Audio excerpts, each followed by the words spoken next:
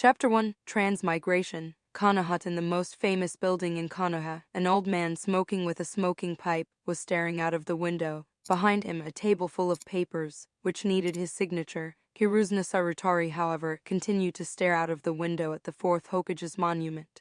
Today was exactly a year since Konoha had to face Nine-Tails' assault. Hiruzuna finally let out a sigh. Konoha suffered the most losses of any village in the Third Great Ninja War due to having to fight every village. And merely a year later they had to face another assault which not only killed the fourth Hokage, but also a lot of their ninjas and civilians. This not only increased the burden on him and existing ninjas, but also caused Konoha's orphanage to be overpopulated. Hiruzuna sighed again, finally starting his day by getting that damn paperwork done. In one such orphanage, Suzuki Fujin, a 5-year-old orphan, was sound asleep. Suddenly, however, he got up, screaming in pain while holding his head and falling unconscious. The scream woke up his fellow orphans, who alerted the caretaker. A few hours later, Suzuki Fujin woke up but still under intense headache.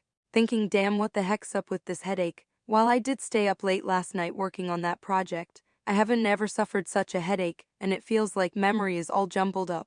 Slowly he opened his eyes and looked around, frowning upon noticing the unfamiliar surrounding. What is this? Where am I? This ain't my room. He tried getting up but suddenly noticed, why am I so much smaller? Did I somehow return to the past? However, his thoughts were broken by two kids walking into the room. They suddenly ran towards him and one asked Fujin, "Are you all right?" Whereas the other one asked, "Why did you yell?" Fujin saw them too, thinking, who are these two? Wait, I think I know them. But how, damn, this headache is unbearable, and I need to get my thoughts sorted out somehow. With that, Fujin pretended to fall unconscious again, trying to make some sense out of the situation. The two kids, however, got worried and ran back to the caretaker. While he pretended to be asleep, he started to gain access to new memories. Memories of Suzuki Fujin. It took 5 hours of gaining clarity, an insufferable headache and disbelief for him to understand.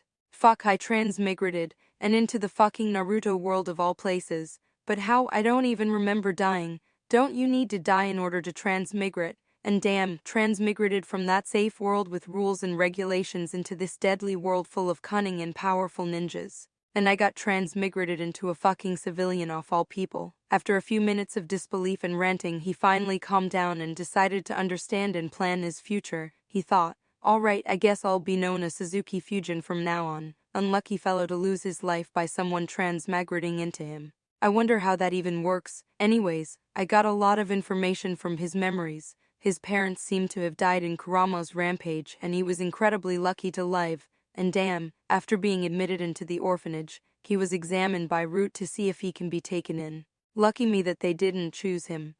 Since Kurama's attack took place a year ago, and since he is 5 years old, it seems I'm 4 years older than Naruto in his generation. Alright, that gives me more time to train and gain power. The Uchiha massacre should occur after around 7 years. Konoha Crush after 12 years and Pain's attack in Fourth Great Ninja War after 16 years. Wait, what's this feeling? At that moment he felt a weird energy flowing through him. He thought, is this chakra? His memories didn't have anything related to chakra. So does it mean that chakra was unlocked when I transmigrated into him? Finally some good news. With this, getting into the Ninja Academy should be easier than other civilians, though I wonder how does my chakra level compare to chakra level of others. Anyways, probably better to get a look at the surroundings first to understand more of this place. With that, he finally stopped pretending to be asleep and woke up.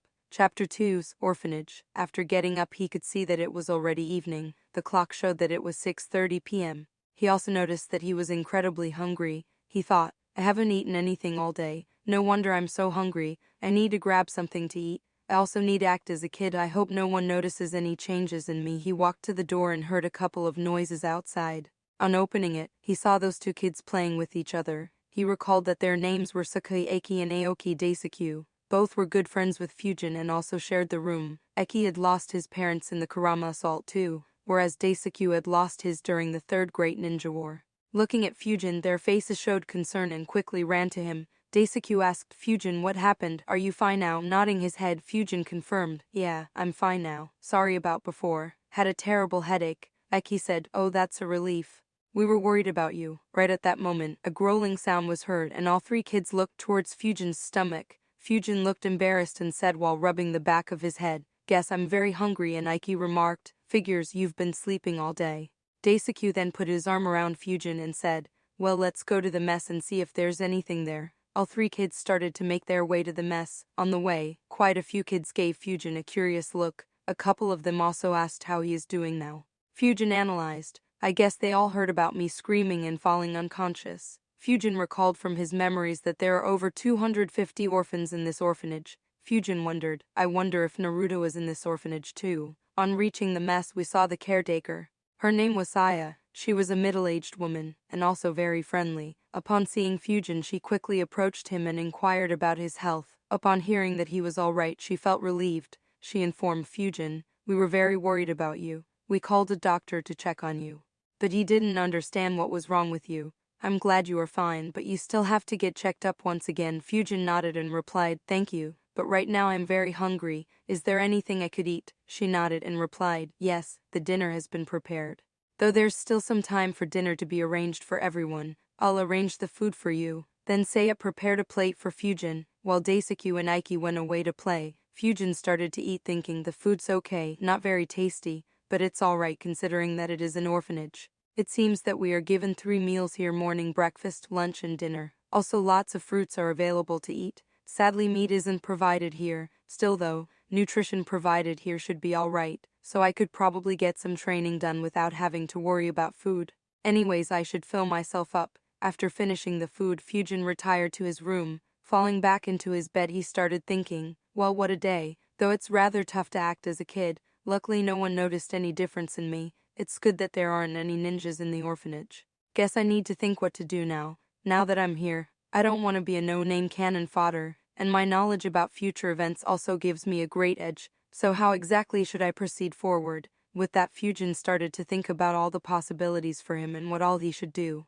Upon analyzing for half an hour, he finally came to the conclusion, all right, though I know the future events, without having enough power, all that knowledge is worthless. Not to mention, there's no guarantee that things will progress exactly as it did in the manga. It had too many plothholes anyways, and providing someone else with this information is a strict no. They'll just throw me to TI department, or in an even worse case to Danzo. It will also change all future events, depriving me of my advantage, so I suppose planning for the future events can be left to the future, and will depend on how much power I have then. Right now the main focus should be on improving my own power. So how to go about Well, for now, normal jutsus are out of the question. Normal civilians don't get access to jutsus, so jutsus could only be taken from the academy. And I can only attempt to join the ninja academy next year. Even though I know about many jutsus and know what they can do, I don't really remember the hand signs for them. The only jutsu whose hand signs I remember is the shadow clone technique. Sadly, it's a Junin level technique and dangerous enough to be classified as forbidden.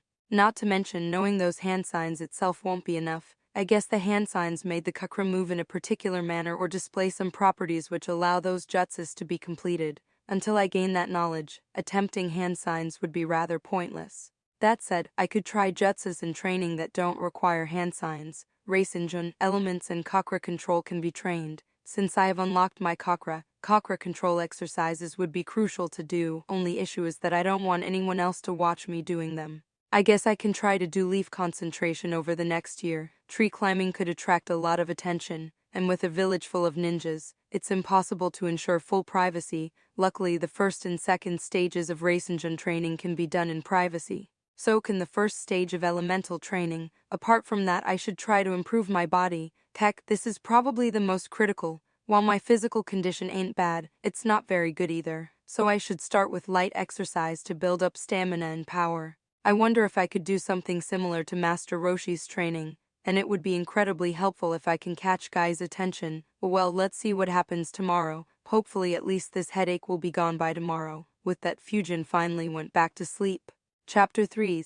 Then the training begins. On waking up the next morning, Fujin looked out of the window to notice that the sky was still dark. He thought, whoa, I woke up really early. Seems like it's just 5 AM yet. Well, I basically slept the whole day yesterday. Little wonder I woke up so soon. Anyways, I suppose I'll have to make a habit of it if I really intend to get strong. On the plus side, the damned headache has finally gone away. He got out of his bed to notice that Aiki and Daisuke are still fast asleep. Not expecting little kids to wake up anytime soon, he freshened up and got out of his room. He then walked out of the orphanage building. The orphanage had a decent-sized playground for the kids towards the north side. whereas on the east and south sides it had a lot of trees which looked sort of like a mini forest. It seems that Konoha has a lot of such mini forests throughout the village, and many such areas were used as training grounds for ninjas. Luckily or unluckily, there wasn't any such training ground in the vicinity of the orphanage. The western side had residential areas, and had a market a few hundred meters away. Fujin thought, the forest could potentially provide me some cover and privacy. While it's probably not the best place, it does provide me with an option to do some secret training. Other than that, I'd also need to see if and when I could have my orphanage room all to myself. Anyways, I suppose I should start with some warm-up and see how much this body can be pushed. Finally ending his train of thoughts, Fujin started to stretch his body in order to loosen up the muscles. After around 10 minutes of stretching, he started to run around the playground. In his estimate, the circumference of the playground was around 100 meters. He was able to complete the initial few rounds with ease, but soon started getting tired. After pushing himself to the limit, he was able to complete 28 rounds around the playground.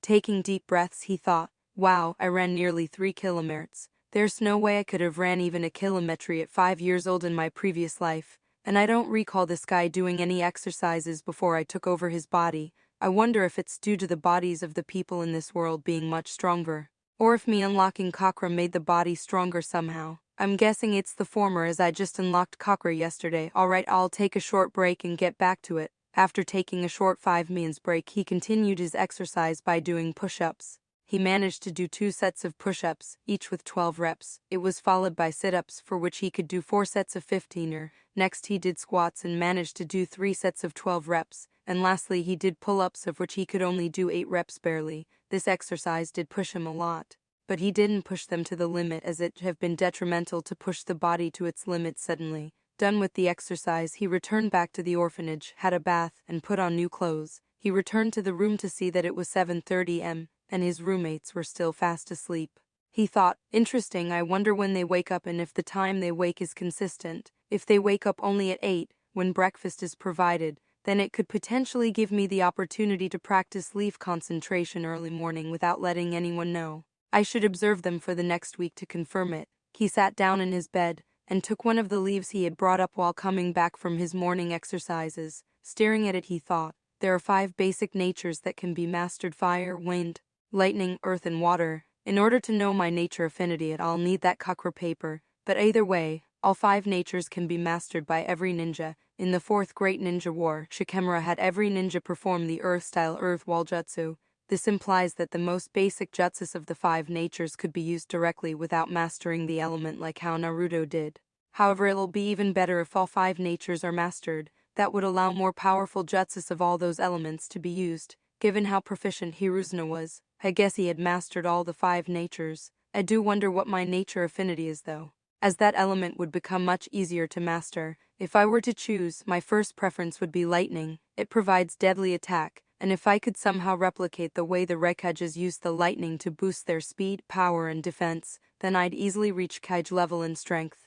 The next preference would probably be water. While I ain't a fan of water nature, Konoha should have the legacy of Tabarama and his water-style jutsus. If access to them is gained, it can allow my power to reach Kage level 2. The remaining 3 have their issues. While wine style is very deadly and versatile, there isn't a single Kage level character who reached that stage thanks to his wine style jutsus. Even those Kazekages weren't wine users. The only one I can remember is Danzo, and he was just ridiculous in that fight against Suzuki. Then again, becoming the first ninja to become Kage level by using wine style sounds fun. Earth style has good jutsus too and is probably the best nature after lightning, but almost none are used by Konoha ninjas, so getting access to them will be tough. While for fire style, though fire style had a few jutsus that seemed to be very powerful, but it seems that almost all of them are very easy to dodge. The only top-tier fire jutsu I remember is Amatoriza, which I sadly can't use. Only Madara's majestic flame destroyer seemed deadly and could be used by all.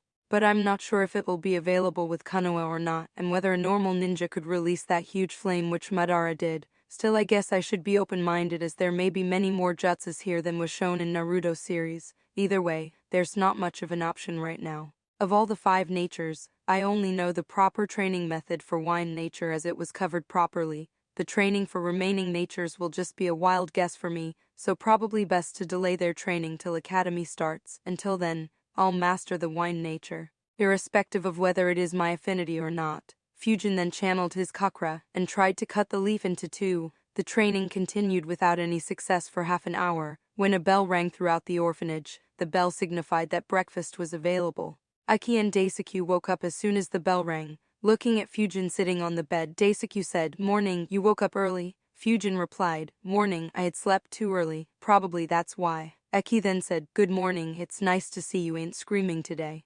Following which both Daisuke and Aiki laughed at Fujin's expense. Fujin showed an embarrassed expression and replied, "Yeah, whatever, I'll head down for breakfast. Make sure you two sleepheads come down before it's all over." On hearing this, both Aiki and Daisuke ran to grab their toothbrush. Over the next week, the same pattern followed. Fujin woke up early, did morning exercises, and noticed his two roommates seemed to only wake up when the bell rang, and whenever he had the opportunity he tried to cut the leaf. He also added practicing punching and kicking in his morning exercises. He noticed that Aiki and Daisuke were mostly out playing with everyone else, so the room was empty most of the time. This was especially true after morning breakfast around 10 am noon, and a few hours before dinner around 4-6 pm. With that information, he finally started practicing the leaf concentration exercise in order to improve his chakra control in that period. Here, a leaf was placed on the forehead, and all his chakra is directed onto the leaf, using it as the focal point. Along with improving chakra control, it also aided in improving concentration. Fujin recalled Naruto remembering its importance while mastering Rasengan.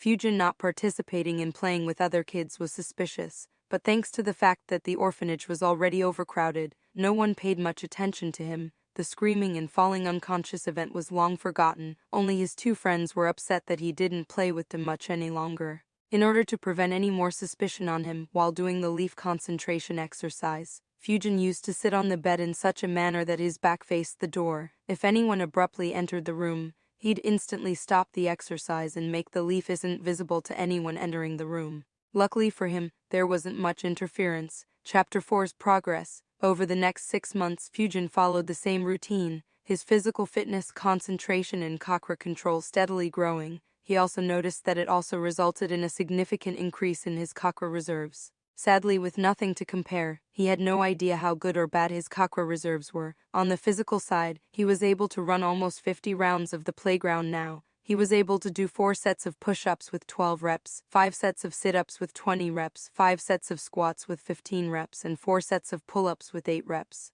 He noted that it was much easier to improve physically here as compared to the previous world. When it came to wind nature training, it took him 3.5 months to successfully cut one leaf, and only after 6 months of nature training, he was finally able to successfully cut the leaf in one go without any issues. While it did take very long, it was understandable due to quite a few factors like Fujin just having unlocked his chakra, with him not having any shadow clones to assist or a great teacher to guide him, as he couldn't cut off a waterfall to complete the next stage. He just tried cutting tougher materials to improve wind nature further. He replaced the leaf with a small piece of wooden twig and then branch which were lying around. One lucky instance happened in the 5th month he was in this ninja world. An old couple visited the orphanage and distributed a lot of water balloons in the orphanage. Such instances used to happen frequently. Fujin guessed that they probably were people who lost their children in either the war or Kurama assault, but this time it was very beneficial for him. Since he was an orphan and didn't have any access to money, it meant that he couldn't go to the market to buy water balloons to begin Rasengan's training. He took the opportunity to get a few water balloons and hit a few. With access to water balloons, he finally began the stage 1 of the Rasengan training. While chakra shape manipulation was tough, recalling the way Naruto popped the balloon, Fujin was able to replicate the way to manipulate his chakra to apply pressure everywhere in just a couple of days. However, he wasn't able to pop the balloon. He thought, "I guess my chakra reserves are too low. I should be able to pop it if I can use more chakra. Well, no point in worrying about it right now, but it's probably a good idea to keep practicing this as it will help improve my skill at shape manipulation." A couple of months later, Fujin became 6 years old and eligible to attempt entering the Ninja Academy. The entrance exam for the same was still 2 months away. Upon inquiring further about the entrance exam and its contents, he understood that the entrance exam was rather standard. It was mostly centered around the physical fitness of the candidates, and they inspected their chakra to decide whether the candidate has the potential to be a ninja or not. Fujin was rather confident in clearing both, so he wasn't much worried. He just continued his usual routine.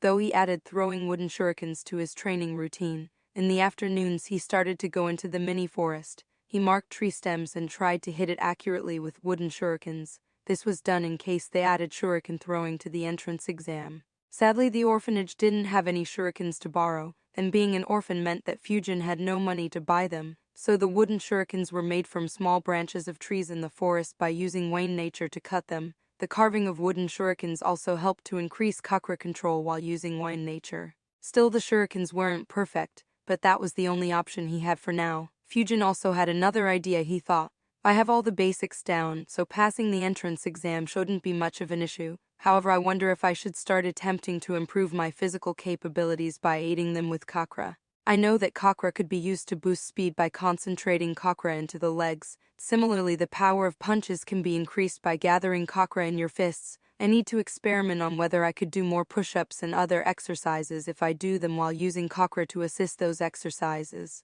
With those thoughts, Fujin began his experiment. He noticed a significant rise in speed and power when using chakra to perform those activities. However, there were many issues, the first being that it was too inefficient and a lot of chakra was being wasted.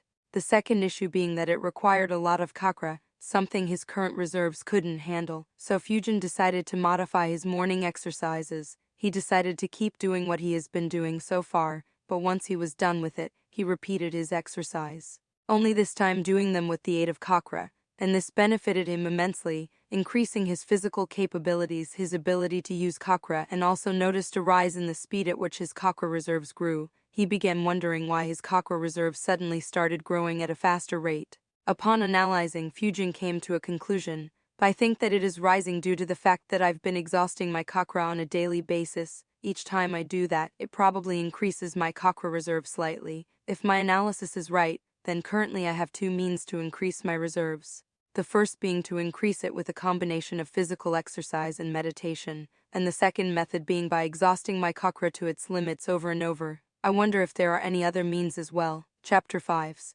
Academy Entrance Exam. Around 2 months after Fujin turned 6, the Academy entrance exams were conducted. Waking up early, Fujin freshened up and prepared to leave for the academy. For the first time in 10 months, Fujin hadn't done his morning workout.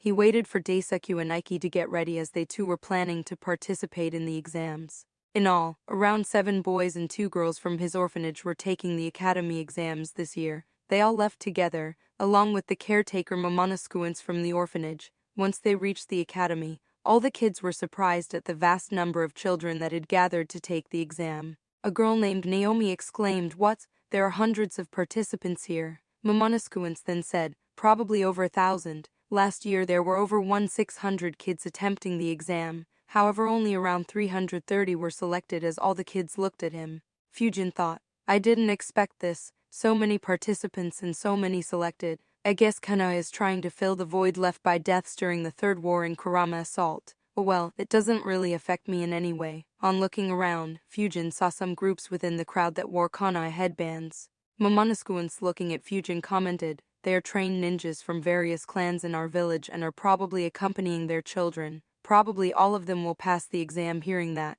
all the kids tensed up a bit. Looking at that, Momonoskuans chuckled and attempted to cheer them. "But you shouldn't worry so much. Majority participants aren't from clans, so you have a good chance to pass. Just give it your best." The other kids nodded nervously. At that time, someone wearing a chunin vest approached the crowd and announced to the crowd that exams would begin shortly and all kids were to gather at the training ground behind the academy. After coming to the back of the academy, Fujin's whole group took a look at the Hokage rock, which had the faces of all 4 Hokage carved in it. Everyone was awestruck by it. Fujin thought, "While I did see it from a distance, but up close it looks magnificent. I do wonder if it serves a bigger purpose than just something that just looks good." Inside the academy in a conference room, a few chunins, most of whom were teachers at the academy, were sitting and discussing the entrance exam. A chunin then got up and gave a report to the one leading the meeting. Narakisha looked at that report and sighed. After Third Great Ninja War, the 3rd Hokage had assigned him to supervise the entrance exams, and he was told to pass as many students as possible as Konoha had lost thousands of ninjas during the war. He was promoted to a special Junin post the war due to his contributions. He sighed again and thought, what a unk. Looking at the report, he found that this year, 2,147 children were participating in the entrance exam, round 30 more than the previous year. He thought, "Oh well, first let's just eliminate the physically unfit ones." Then gave the assigned Chunin the signal to start the exam. Doi Masashi was the one assigned with the first phase. He announced loudly, "Everyone, the first phase of the exam will begin. You have to run 5 laps on the path marked in the training ground. Each lap is around 500 m. Everyone will be monitored during this run. I will run in front of you and you will have to follow me." With that he disappeared and appeared on the track. Everyone reached out to where he was. Masashi started running and everyone followed. Fujin thought, "Well, this seems very simple. I could run this many." On the very next day I transmigrated here. And after 10 months of training yesterday I managed to run over 8 kilometers and could push myself to over 10 km if I used chakra. Everyone completed the first 3 laps, however slowly a few started dropping out. By the time 5 laps were completed, everyone in Fujin's group, except Fujin himself, were tired. 1 girl and 2 boys couldn't complete the 5 rounds. Masashi announced loudly, "All those who couldn't complete the 5 laps are eliminated. They are to return to the front of the academy and can return to your guardians." He continued, "Among the ones still left, you have 2 options. First is to run another 5 laps. If you don't think you can, then return to the front of the training ground and wait there." Many decided to return to the training ground, but a few hundred still continued. In Fujin's group, only Taisakyu and another guy, Tatsuya, attempted it. After compiling the data, Naruto noted 438 participants couldn't complete 5 laps, and only 257 attempted to do the next 5 laps. Among the 257, 241 participants completed the 5 additional laps. The ones who couldn't complete the laps were sent to the group of students waiting in the training ground. For the remaining 241, the same 2 choices were provided again. Only 21 participants decided to attempt another 5 laps. The ones who didn't attempt were sent back and gathered in a different group as compared to others who stopped after only 5 laps. Fujin was now the only one left from the orphanage. Most remaining were from clans. All the 21 were able to complete the additional 5 laps and they were placed together in a different group. Now the training ground was separated into 3 different groups. Fujin was glad that they weren't asked to do 5 more laps, or he may have had to back out. After that, more physical tests were conducted and more participants were eliminated. Naruto noted, all the 21 and 220 participants from the 2 groups passed, but many from the first group were eliminated. Only 636 from first group were still remaining. After the first phase was done, the participants were given a break and provided breakfast. After breakfast, the examiner for the second phase appeared. Fujin noted that he was from the Hyuga clan. He announced, in each of the group, the ones who have unlocked chakra step forward. All except one from Fujin's group moved forward. In all there were almost 100 kids who had unlocked their chakra. Everyone who was from a ninja clan had their chakra unlocked. Fujin sighed in relief as he saw a lot of civilian kids step out too, so him unlocking chakra won't be very eye-catching. The Hyuga activated his Baikaguan and examined the chakra of the ones who stepped forward. He had to check for the amount of chakra and its quality. All the 20 from Fujin's group passed. Of the remaining, 64 students were passed too, whereas others were disqualified. Then a few Chunins then moved around and helped all the remaining students to unlock their chakra. Fujin was surprised. Wow, I didn't think they'd help everyone unlock their chakra. Kano must be really desperate. That said, it's obvious that not all of the kids here will pass. So the direct effect of this move will be that there will be a lot of civilians who will have access to chakra. I wonder if these people serve some purpose, and how many more such people exist in Konoha. While the process of unlocking chakra was ongoing, Naruto was observing the situation. Looking at him, the examiner for the second phase, Hyuga Hachiro, walked to him. The Hyuga said, "I'm surprised that the third ordered to have all these kids unlock their chakras." Naruto nodded and replied, "Yeah, he doesn't have much other option. We lost too much in the past few years. In the past couple of years he ordered training of the reserve genins to replace the dead. However, even that's not enough, and while most of the kids here won't become a ninja, but with chakra enhancing them, they'll help fill many other roles in the future.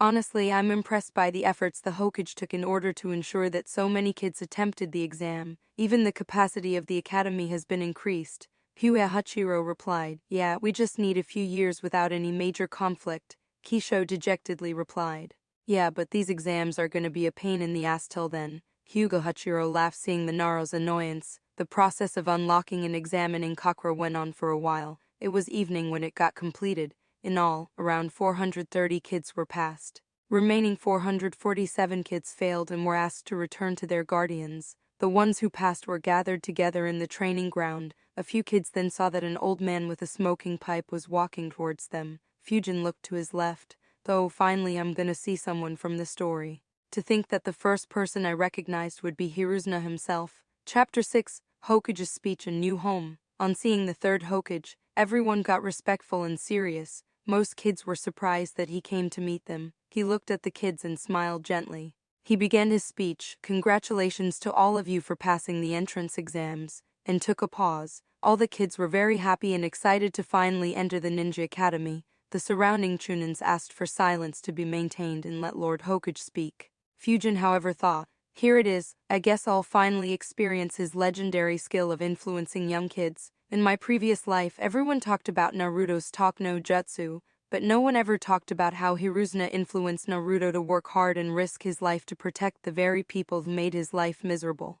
The third continued, "Now that you have entered the academy, we'll teach you the ways of a Kanai shinobi. We'll ensure that you guys become full-fledged shinobi of the Hidden Leaf Village." This academy was created by Lord Second Hokage. He himself taught a lot of students in the academy, including me. I still remember the fun and battles we had in the academy. The ninjas who pass out of the academy all ensure that our village stays safe and peaceful. They ensure that you stay protected, and soon it will be up to you to carry forward that will.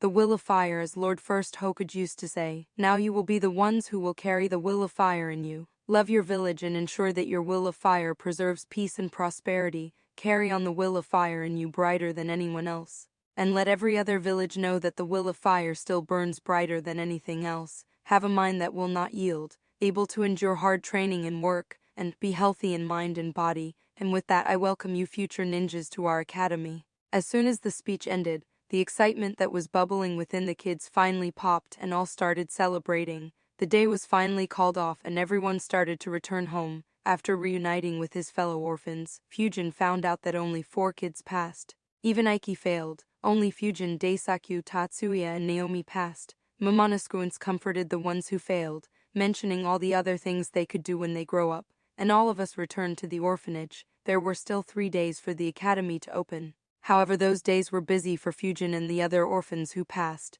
The orphans who passed the entrance exam would no longer live in the orphanage. They were provided with a small apartment in the residential areas which would be rent-free until they became a ninja, and would also be provided with a small stipend to support themselves. Fujin thought, "Oh, I didn't know about this, and knew Naruto lived alone later on, but I thought he might have been given special treatment due to his circumstances. I do wonder what the aim is by asking us to live alone. I guess the main advantage I can see is that this way we would be better prepared if we had to go on a solo mission outside the village." After packing up what little clothes he had, he got out of the orphanage and looked back at it. He saw that Daisuke was very sad and even crying as he and Aiki won't be together any longer. Fujin thought, "Well, it's not really like I developed much relationship with anyone here. Naruto isn't in this orphanage, so there's not really much point in staying here anyways." All 4 orphans were accompanied by the orphanage caretaker to their new apartments. After dropping the other 3 off, Fujin was the last one to reach his apartment. He thought,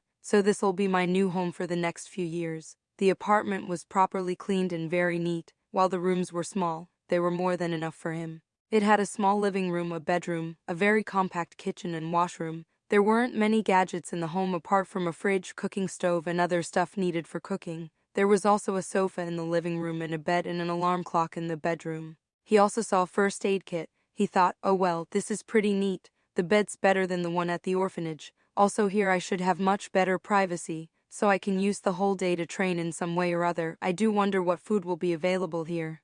They did say that someone would come here around noon and deliver the food for today as well as the stipend. Anyways, finally getting access to money will be convenient. I ran out of water balloons a month back, so race engine training has been on a hold. I need to buy them. Also, I should definitely try Ikiraku ramen. Like heck, anyone who watched Naruto wouldn't want to try it. I also need to fill up the fridge. We won't be provided with breakfast from now on, so I should at least buy some eggs, bread, and milk. Ending his train of thoughts, Fujin set up an alarm for 11:30 am and began practicing leaf concentration. At 12:15 p.m., there was a knock on the door. Fujin opened the door to see an academy teacher who was monitoring the exam yesterday. He introduced himself as Adaki Genki and said that he'll be Fujin's class teacher for this year.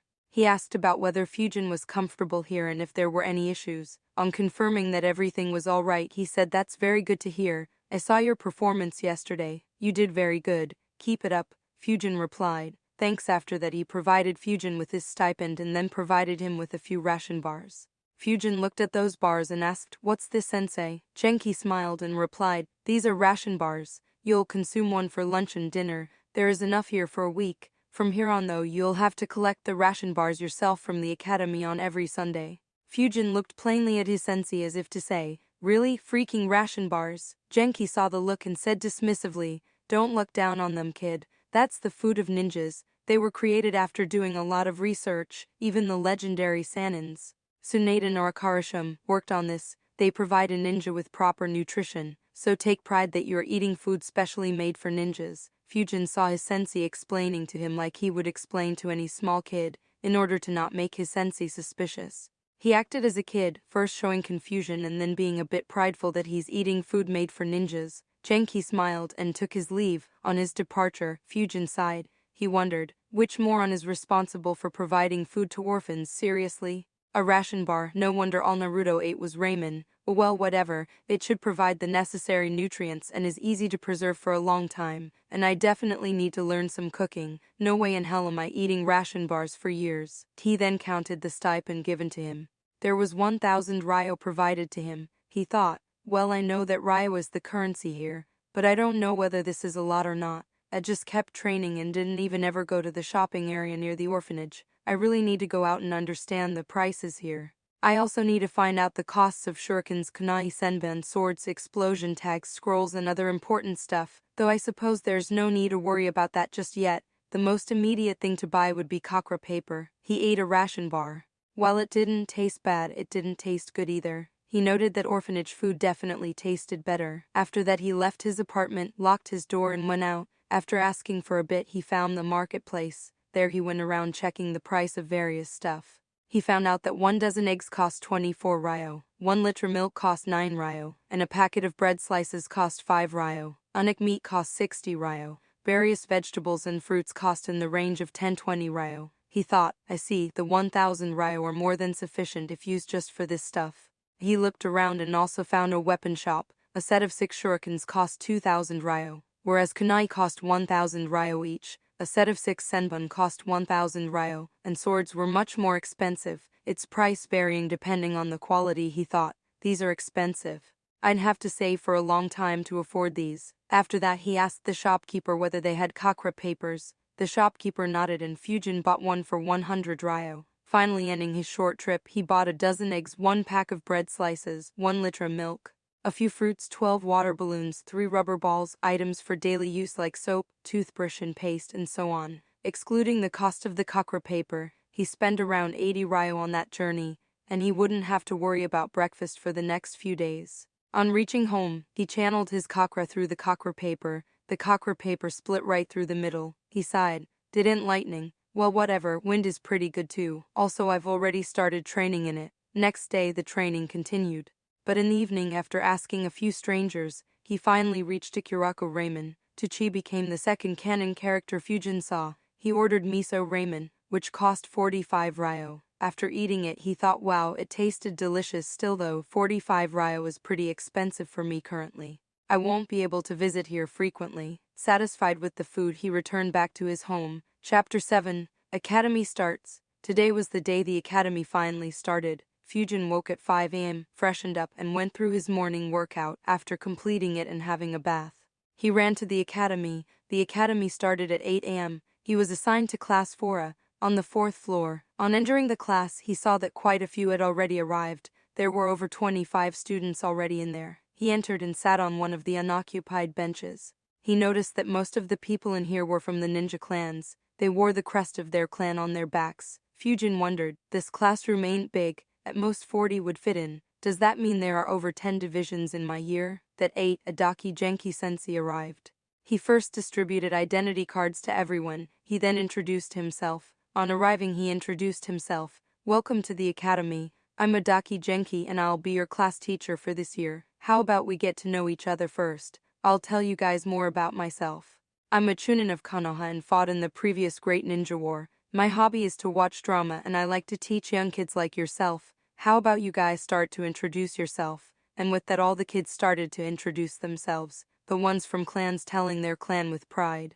Fujin took the opportunity to understand the composition of his class. The class had 30 kids. Apparently there were 2 Yucha, 3 Hyuga, 2 each from Nara, Yamanaka and Akimichi, 3 in Yuzuko, 1 Aburmi, 1 each from Sarutari, Shimura, Kato and Hatak clans, and surprisingly 3 from Senua and 2 from Kurama clan. Other 6 including Fujin were normal civilians. After the students were done talking about themselves, Genki started talking again. He said, "Alright, first I'll explain to you about your position. This year 430 students passed the entrance exam, however you 30 are the ones who have scored the highest. That's why everyone has very high expectations of each of you guys. All of you have to strive to become very good and strong shinobi. That's why an elite like me is assigned to your class. In addition, other teachers too would assist you when required. You will also be provided access to the Academy Library's E&D section.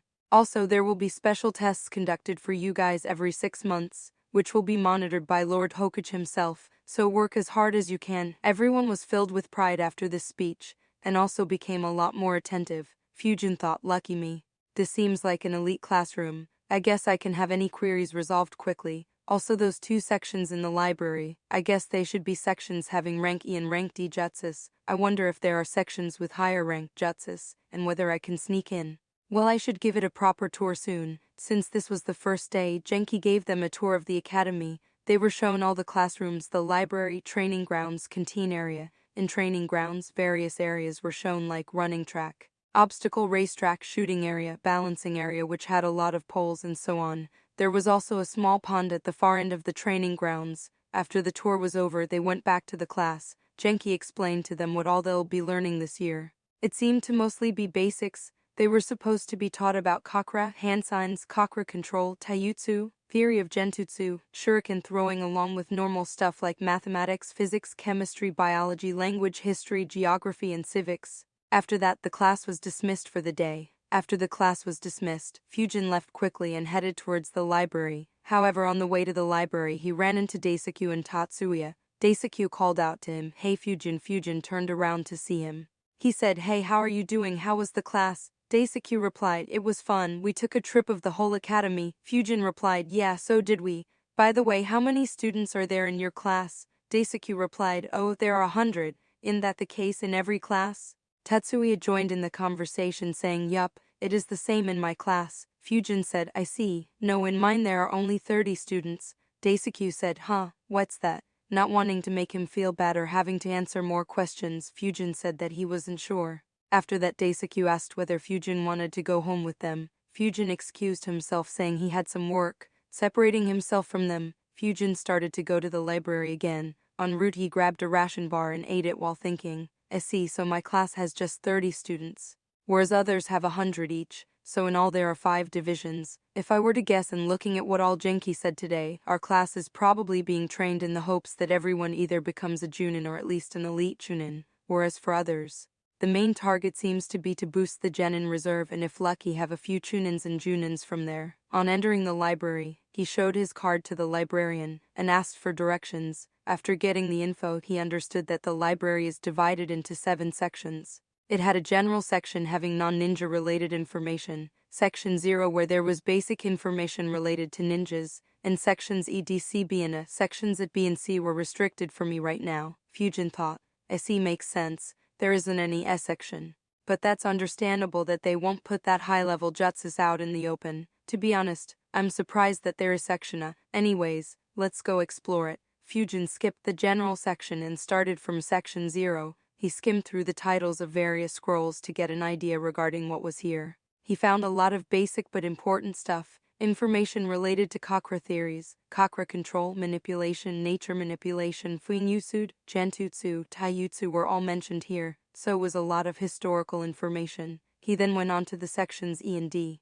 There most of the scrolls were just rank E and rank D jutsus. He thought, wow, I didn't expect this. There are literally hundreds of different jutsu scrolls here. A lot of wine-style jutsus are available too, and Section E has a scroll called Introduction to Fuinjutsu, whereas Section D has a better book on the same. This would be very helpful. It took him more than a couple of hours to just skim through the titles of various scrolls. After that, he went back to Section 0, grabbed a scroll named Introduction to Hand Signs. and went to an isolated corner and sat there. There were very few people in the library, so there wasn't anyone to disturb him. Fujin thought to himself, all right, I have seen through the majority of the stuff. Now that I finally have some resources, I need to do some planning as to what I should do at least for the next couple of years.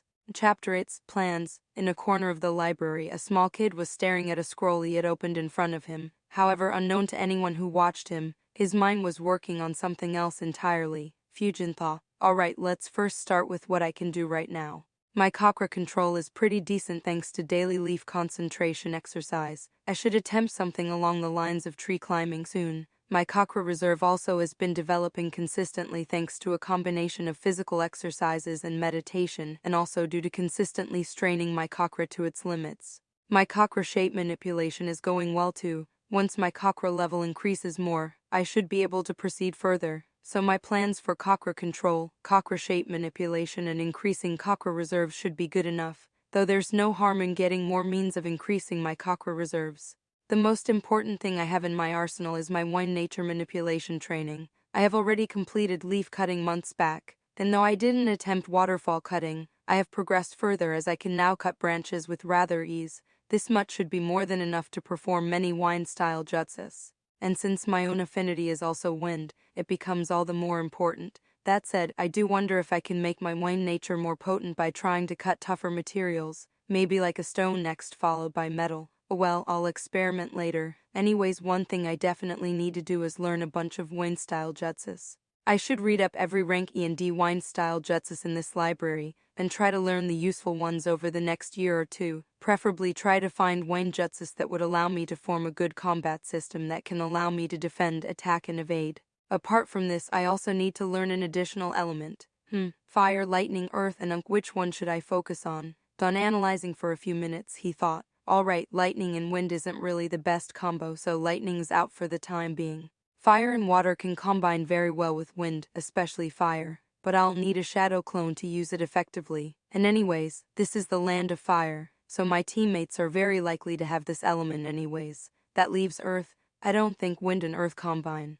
However, I can stick to using wine style for offense and earth style for defense. I hope this library has that jutsu which Kakuzu is used to harden his body. With that jutsu for defense along with wine style for offense should be a very effective and annoying combination. Alright, I'll choose earth as my second element, and I'll keep working on it for the next few years to master these two elements. Other elements can wait till I'm able to pull off multiple shadow clones successfully. Apart from that, basic justice should be learned as well. Normal clones don't provide much help in combat, but they should at least serve as a base for shadow clones and elemental clones. Transformation has a lot of uses though, from disguise to transforming into weapons. Substitution is the most useful of the three, and something I'll keep using even if I became as strong as the Kages, so I've to give special focus to substitution jutsu. Alongside this, I'll also have to learn and master Shunshin body flicker jutsu. Those two techniques will be vital for evasion and running away. Perhaps more than wine-style jutsus, these two will be more critical to master first. Yeah, this should become a good combat system. Wine-style jutsus to attack, earth-style jutsus to defend, and substitution and body flicker to evade. The next to work on would be taijutsu. My daily morning workout has ensured that my physical capabilities are top tier among the current students. Sadly, I can't grant any more time for it, so I guess I'll have to increase the difficulty of the workout somehow. Perhaps weights or some seals. As for taijutsu, the academy teaches its own taijutsu style. I should check that out before planning further. As for genjutsu, I can't work much on it right now. Let's leave it for the future. That leaves me with kenjutsu, medical ninjutsu, sensing capabilities, and fuinjutsu. Medical ninjutsu can wait. Kenjutsu is important for me. I will need to learn how to channel my chakra through weapons and charge it with wine nature. That would make my offense very lethal. However, this can wait for the time being too, as I won't have to fight anything soon. Fuinjutsu is something I can work on now. With the books for basics available, I should see whether it is suited for me or not. Sensing is pretty essential too. I'll probably need the assistance of academy teachers to understand how to become a good sensor. While I haven't tried it yet for safety issues, I believe focusing chakra in the eyes, nose, or ears should heighten those senses a lot. However, what I'm more interested in is sensing chakras. That ability should be very helpful when I'm out of the village. So let's see, the academy is open from Monday to Friday, with holidays on Saturday and Sunday, and it runs from morning 8 a.m. to afternoon 3 p.m. Mornings are assigned to physical workouts. I get 2.5 hours for it. In the future, practice of taijutsu forms will have to be included here as well. During academy lectures, most training can't really happen, but I wonder if nature transformation can be worked upon. Something like leaf cutting can easily be hidden under the desk. I need to check what's the initial training method for earth nature and see whether it can be done in class. Though I hope that Genki ain't a censor, otherwise he'll catch me and forbid me from doing it. From 3 to 10 p.m. I have time to train. I can eliminate 1 hour from there for traveling and eating and other miscellaneous stuff. That leaves me 6 hours to work on basic jutsus.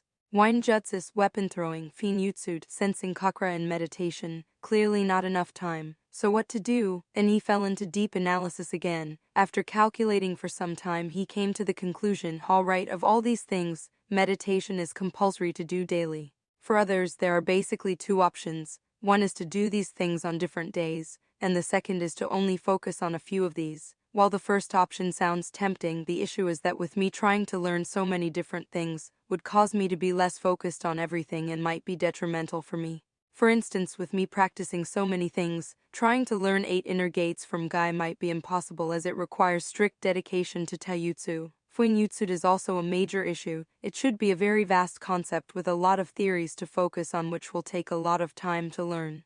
It's probably for the best to only learn it after I can make shadow clones. Sadly, this would mean I can't make some easy money by making and selling explosion tags or storage scrolls. Among basic jutsus and wind jutsus, for the time being, let's put focus on basic jutsus. Once I have got those down, I'll start to focus on wine-style jutsus. So for the next few months, the time after academy should be spent on mastering those basic jutsus, shuriken and kunai throwing, sensing chakra and meditation. I currently have no idea as to how to sense chakra. I'll have to dig up theories in the library and consult Genki. That'll also allow me to know whether he is a censor or not. For weapon throwing, let's just wait up until that class is conducted. That way I won't increase any wrong habits I have and correct the form required while throwing them quicker. As for those basic jutsus, I can get them easily from this library. I just have to understand the theories behind hand signs and how to perform them properly. It should be covered in the academy soon, so hopefully it won't be an issue for long. With that, he stopped thinking for a bit and summarized everything he planned. He then thought, alright, this plan seems to be good enough for now. I should get the required knowledge from the academy soon and can always bug all the senseis if I have any queries. I wonder how strong I'll become after a couple of years of this training. He chuckled, finally starting to read the scroll he had taken. Chapter 9. Accumulating Knowledge. Fujin started reading the scroll. After going through the entire scroll, Fujin summarized. I see, the hand signs are similar to those shown in the manga. There are 12 basic hand seals that are mentioned. The hand signs actually help to mold and manipulate the chakra in a particular manner. However, that's only a help. The ninja still has to actively attempt to mold chakra in that manner. He sighed. This will probably take some time to master. Until this is mastered to acceptable levels, practice of hand signs will be done instead of basic jutsu training. To master the hand signs, I'll first have to practice it, while simultaneously having to mold the chakra in the proper way. Then I'll have to try different seals one after another and change the way chakra is molded according to the respective signs. Only after being able to do that will I be able to start attempting any jutsu. Damn, this is gonna be tedious. Anyways, apart from the basic hand signs, there were also a few other hand signs. The scroll mentioned hand signs for all 5 elements, and a hand sign for clones. Apparently there were also other hand signs that aren't mentioned here. Well, at least the chakra molding part will require proper guidance, so I'll start after it is taught in the academy. Then this is just the basics. Later on I'll have to learn one-handed hand signs. Reduce the number of hand signs required to perform a jutsu and learn to perform jutsus without performing any hand sign at all. I recall quite a few characters were able to do hand signs with only one hand, and many had reduced the number of hand signs required for important jutsus to only one. While he was analyzing the hand signs, his class teacher Genki entered the library and saw him lost in the scroll. He silently sneaked behind Fujin to see what he was reading. Upon noting the content, he smiled a bit and made his presence known. Hello, Fujin. Upon hearing that, Fujin suddenly turned behind to see. When did he appear behind me? How long was he here? Not having any answers, he sighed mentally. I put my guard down. This is the ninja world after all. While he may only be a chunin, he is in a whole different league compared to me right now. Well, I suppose becoming a censor could help me to a great degree in such scenarios. Anyways, time to act as a kid and make a good impression. It'll be helpful if I can get more guidance from him. Though he thought of all that, it only required a couple of seconds. He acted to be a bit nervous and said, "Good afternoon, Sensei. When did you come in the library?" Genki laughed and said, "I've been here for a while, kiddo. You were too lost in your scroll. So what's with your interest in hand signs?" Fujin tried to act nervous and said in his childish voice, "I heard that some of my fellow classmates are already able to perform ninjutsu. During the exam, someone was talking about an Yucha who was able to breath fire when he was only 4. I wanted to learn it too. That's why I began learning about hand signs." Genki was happy that a small kid was showing so much interest and dedication. He tried to comfort the kid by rubbing his hand on his head and explaining, "Ah, that was Yucha Itachi. He is your senior by a year, and he passed the academy in just a year and became a genin. But don't worry about it, Itachi was an exception. He had already started training from a very young age and it ain't breathing fire. Instead he was using a jutsu called Fireball. You'll start using jutsus very soon too. Tomorrow I'll teach you all about hand signs, so you can practice properly tomorrow. Until then, don't try it by yourself. It can cause accidents, okay?" Fujin showed an excited face while nodding and said loudly, "Yes, sensei." However, Genki quickly said, "Hey, this is library. Keep your voice down." Fujin nodded again and softly said, "Yes, sensei." After that, Genki entered into section B of the library. Fujin thought, Chunins are allowed in section B. Then again, I'm not sure if this is for every Chunin or just a few. He did say he was an elite, so I guess he is an elite Chunin, who is probably close to becoming a special Junin or a Junin. Well, whatever, at least my current impression should be very good, so that's some good news." And Fujin finally returned back to the scroll. He started to try and understand how chakra is molded with each hand sign and got engrossed in it again. After some time, he heard a door open. Fujin looked up to see Genki exit section B. He smiled at Fujin and exited the library. After trying to understand the hand signs a bit more, Fujin finally closed the scroll and returned it to where it was. He then grabbed the scrolls on wine nature training and went back to the same spot and started reading. After reading it, he thought, "This was a bit disappointing. All that is mentioned here is the leaf cutting exercise. Waterfall cutting ain't mentioned. Then again, it makes sense, as not everyone will have Yamato make a platform for them, and not everyone has Naruto's chakra levels in order to make that many clones. The remaining content is mostly about the benefits of leaf cutting exercise and precautions to take. The only useful thing is the deeper explanation of the hand sign for wine nature transformation." He then got up and exchanged the scroll for earth nature training. This one was a bit more comprehensive.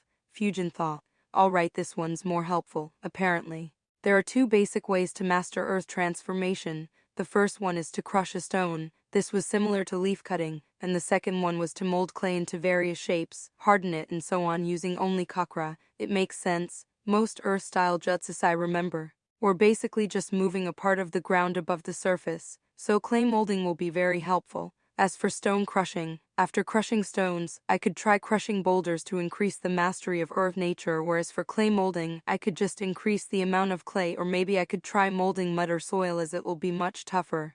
He then placed the scroll back, went to section E, and grabbed a scroll on the basics of Fuinjutsu. Upon reading it, he analyzed, "Alright, this doesn't sound too hard, though I guess the difficulty should increase a lot for later versions, but yeah, this sounds to be too time-consuming."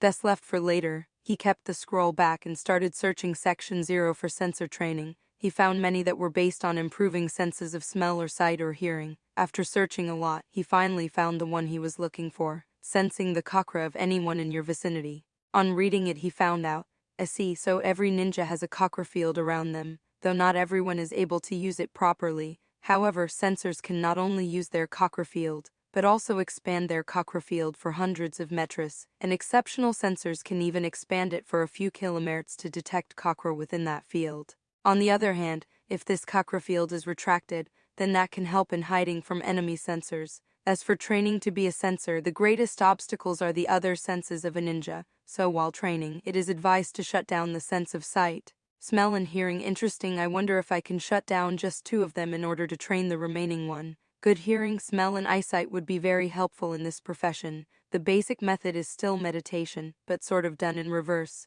Instead of meditating to isolate myself from the surroundings, I'll have to meditate in order to perceive my surroundings. Sadly though, I have no idea how to shut down my sense of smell, and also don't have any gadgets to stop hearing, so I'll require help here. Some guidance could be helpful too. I guess I'll somehow have to give Genki hints that I want to be a sensor. Sigh, he finally kept the scroll and left the library. It was already evening. He thought, wow, I didn't notice the time at all. I guess I was in the library for over 6 hours. The library didn't have any window at all. Makes sense. They don't want anyone sneaking into the library. Probably the walls are fortified with the help of Fuin Jutsu to prevent Earth-style users from breaking in. He went towards his home and on the way bought a small pack of clay for 5 ryo and picked up a few small stones. Chapter 10, New Skills. Next day. Again, Fujin was the last one to arrive. He came in merely a couple of minutes before 8 a.m. Looking at everyone, he chuckled. Look at these kids, coming early to sit on the first bench. He went and sat alone on the last bench and removed a stone and placed it in the desk. Genki arrived at 8 and started the class. The first hour apparently was a lecture. He was talking about the history of the village, the pride that one should have in being a Kana shinobi and all such stuff. Fujin classified this lecture as a brainwashing session. Fujin observed the classroom. The 2 Naras were half asleep. The Akimichis were probably thinking about food. The 3 Inyusavaks were too distracted with their dogs. One of the 2 Uchihas was very smug for some reason while the 2 Kurama girls were gossiping about something. Others were paying attention. The smug-looking guy was Yucha Yuri. It seems like he wanted to walk in the footsteps of Itachi as he was bragging a lot about how the previous year's best student was in Yucha, who was only 7 years old on the previous day. Apparently both the Uchihas could already perform the fireball jutsu. Fujin finally stopped looking around. When Genki was writing something on the board, Fujin grabbed the stone with his left hand and started to train earth nature while keeping his hand under the desk. When he channeled his chakra, his whole attention was on Genki, to see whether he would notice and react. However, there wasn't any visible change in Genki's expression. Fujin thought, lucky, he ain't a natural sensor, or he is ignoring me for some reason, though chances of that are pretty low. Whatever, both scenarios are good for me. The lecture went on for an hour. Though Fujin paid some attention, the majority of his attention was on training his earth nature. After the brainwashing session was over, Genki started explaining to everyone about chakra, and then finally moved on to molding chakra with hand signs. Fujin stopped his earth nature training and paid full attention in the class. The kids from clans, however, were distracted. They had already been taught hand signs before they joined the academy. That class, Genki taught everyone about 3 hand signs and made everyone practice it. He monitored everyone closely. After the lecture was over, he said that in the next 3 days he'll be teaching them the remaining hand signs. After that they broke off for lunch, followed by a lecture on history. Senua Teru and Hyuga Hana were answering a lot of questions asked by Genki in this lecture. Fujin, on the other hand, stuck to his training while pretending to pay attention in the class. The week went by in a similar manner. Genki taught all 12 basic hand signs as well as the clone hand sign. He stressed on the importance of learning hand signs properly, which Fujin noted was similar to the notes he read from the scroll yesterday, and asked everyone to practice them at home. Other than this, Genki had also introduced everyone to the leaf concentration exercise. In normal lectures, Fujin kept practicing on his earth nature training, but if he got bored with it, he used to try to use his wine nature to cut the stone instead of crumbling it with earth nature. In week 2, Genki held a class to throw shurikens. He first started with a competition between the students to understand where everyone stands. He also had called a few other teachers to help him with this session. Most of the clan kids performed well. The best was tied between Yucha Yori and Senua Teru. The other Yucha, Aburmi and Shimura rounded up the top 5. Fujin was a bit startled by the serious attitude of Shimura Nobu. He thought, I guess Danzo got a root-like training program for the kids from his clan as well. Though Fujin had practiced earlier with self-made wooden shurikens, it was barely at acceptable level. For starters, the difference in weights itself reduced the impact of earlier training. Out of 6 shots, he only managed to hit 1 on the board, and even that was closer to the edge rather than the center. He was ranked 21st in the competition. Afterwards, Genki met up with each and every student, giving them advice. When he reached Fujin, he said, Alright, you have a lot of work to do on this. First, we'll start from your throwing form. Once we get that correct, you will improve quickly. Fujin nodded and allowed Genki to correct his posture, and then he tried to replicate the way in which Genki displayed throwing a shuriken. After Genki corrected him a few more times, after being satisfied with his throwing form, Genki moved on to the remaining students. Fujin took this training seriously and practiced it a lot. After that day, his time after the academy was divided into his shuriken throwing practice, which he did in the academy practice grounds itself right after the academy ended, and after reaching home he practiced the hand signs, molded the clay and meditated. He tried sensing his environment in the previous week. but didn't have any success at it. So that was left for later. The new thing that he started doing was that Fujin started to practice walking on the wall instead of leaf concentration. This was done as a substitute to tree climbing. Fujin noted that since the walls are uniform, wall walking should be easier than tree climbing. However, for now this should be enough. He arranged the cushions properly on the floor so that he won't get injured when he fell on the floor hundreds of times. Walking on walls took a few days to learn. By the end of week 2, he pulled that off without falling down. He could walk on the wall as well as stand on the ceiling. The major issue he faced here was the shortage of chakra. However, every day he practiced, he discovered that his stamina was improving, but he wasn't sure how much of that was due to better chakra control and how much was due to increase in chakra reserves. After trying to analyze a bit, he dropped the matter, assuring himself that it didn't matter as he was making progress anyways. During all those falls, he also learned how to flip himself in the air to properly land on his feet. After the first month in academy, Genki taught everyone the academy's basic taijutsu style. It included a lot of forms and moves to make it a comprehensive taijutsu style covering all areas, but that also meant that it wasn't specialized in anything. However, for now, Fujin didn't concern himself with that. This taijutsu style was obviously way superior to everything he could do in taijutsu. He was quite surprised and thought, I didn't think the basic style itself would be so complicated and cover all aspects. It makes me wonder how much better Senyu and Yucha taijutsu styles are. And Hyuga taijutsu is obviously superior to even them. Well, let's first master the academy style. Then I can think about learning a more advanced form of taijutsu. This will take a lot of time, but luckily I do have a lot of time. After that day, the taijutsu forms got added to his morning workout as well. The taijutsu training in the academy went on for over a month just to teach the students everything about that taijutsu style. Fujin noted that the ones from Senyu, Yucha, Hyuga and Yuzuka clan didn't learn the academy style of taijutsu. After the taijutsu lessons were over, the academy students were made to fight among themselves every week, and depending upon their performance and technique, Genki gave them tips or asked them to practice a certain form. Even these taijutsu matches were arranged as tournaments. Here Fujin did much better and was ranked 8th in the first tournament. Though his taijutsu style wasn't very good yet, he did benefit from having a stronger body. He wasn't very surprised by it. Though these students are very talented, maybe some even more than him, no 6-year-old kid would put as many hours in training as he did. The ones who do would be rare exceptions, like Guy for instance. Even Rock Lee only started to work that hard after he became a genin. Hyuga Hoka ranked first in the first taijutsu tournament. He was followed by Senyu Teru, Hyuga Hana and Yucha Yori and the third Hyuga. Shimura Nobu was 6th, followed by one of the remaining 2 Senyu at 7th. Fujin thought, well, this is promising. Unlike them, I haven't had any proper training yet. As I train further, I should grow stronger a lot faster than these guys. I suppose I'm moving in the right direction then. I should just stick to it. Genki started to conduct taijutsu tournaments and shuriken throwing tournaments every week for his class. Fujin noted that no such tournaments were arranged for the other 4 divisions. In fact, in one of his encounters with Daisakyu, he learned that they hadn't even had a taijutsu class yet and are still being taught shuriken throwing and making hand signs properly. He thought, I guess they really are serious in developing this class properly. From what I heard, this was done last year as well.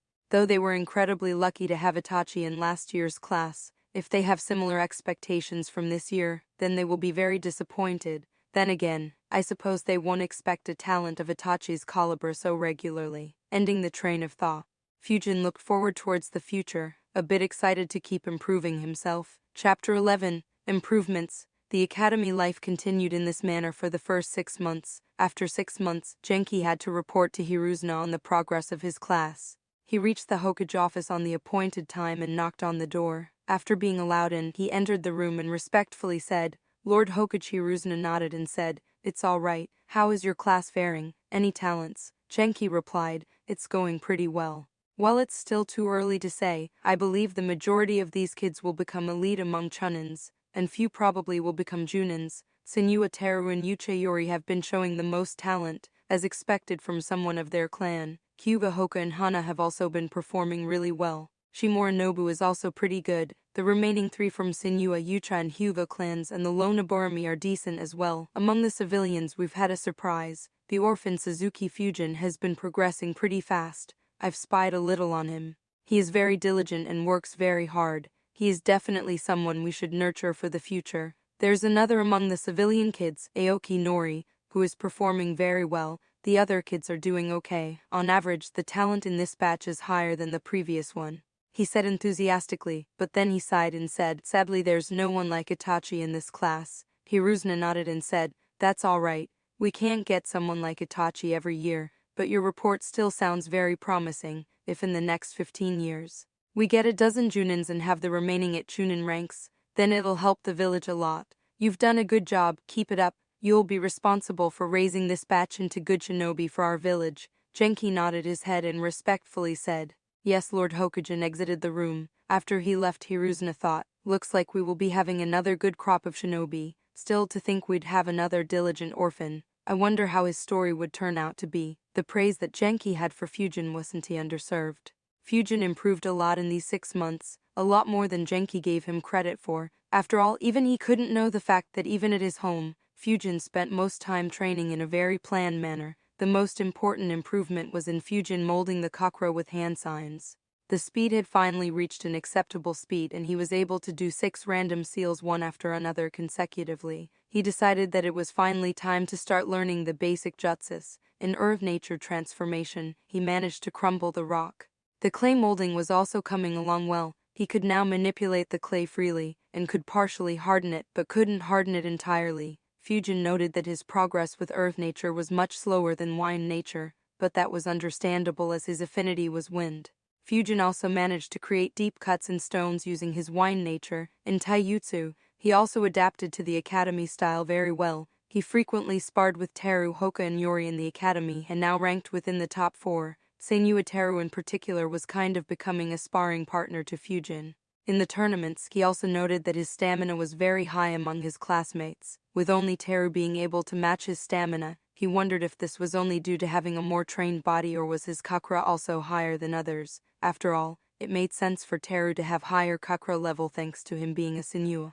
Shuriken throwing was coming around properly too. He was able to hit all 6 shurikens on the target with his right hand, though not all used to hit in the dead center yet. But left-handed throwing still needed a bit of practice as he could only hit 4 out of 6 with it.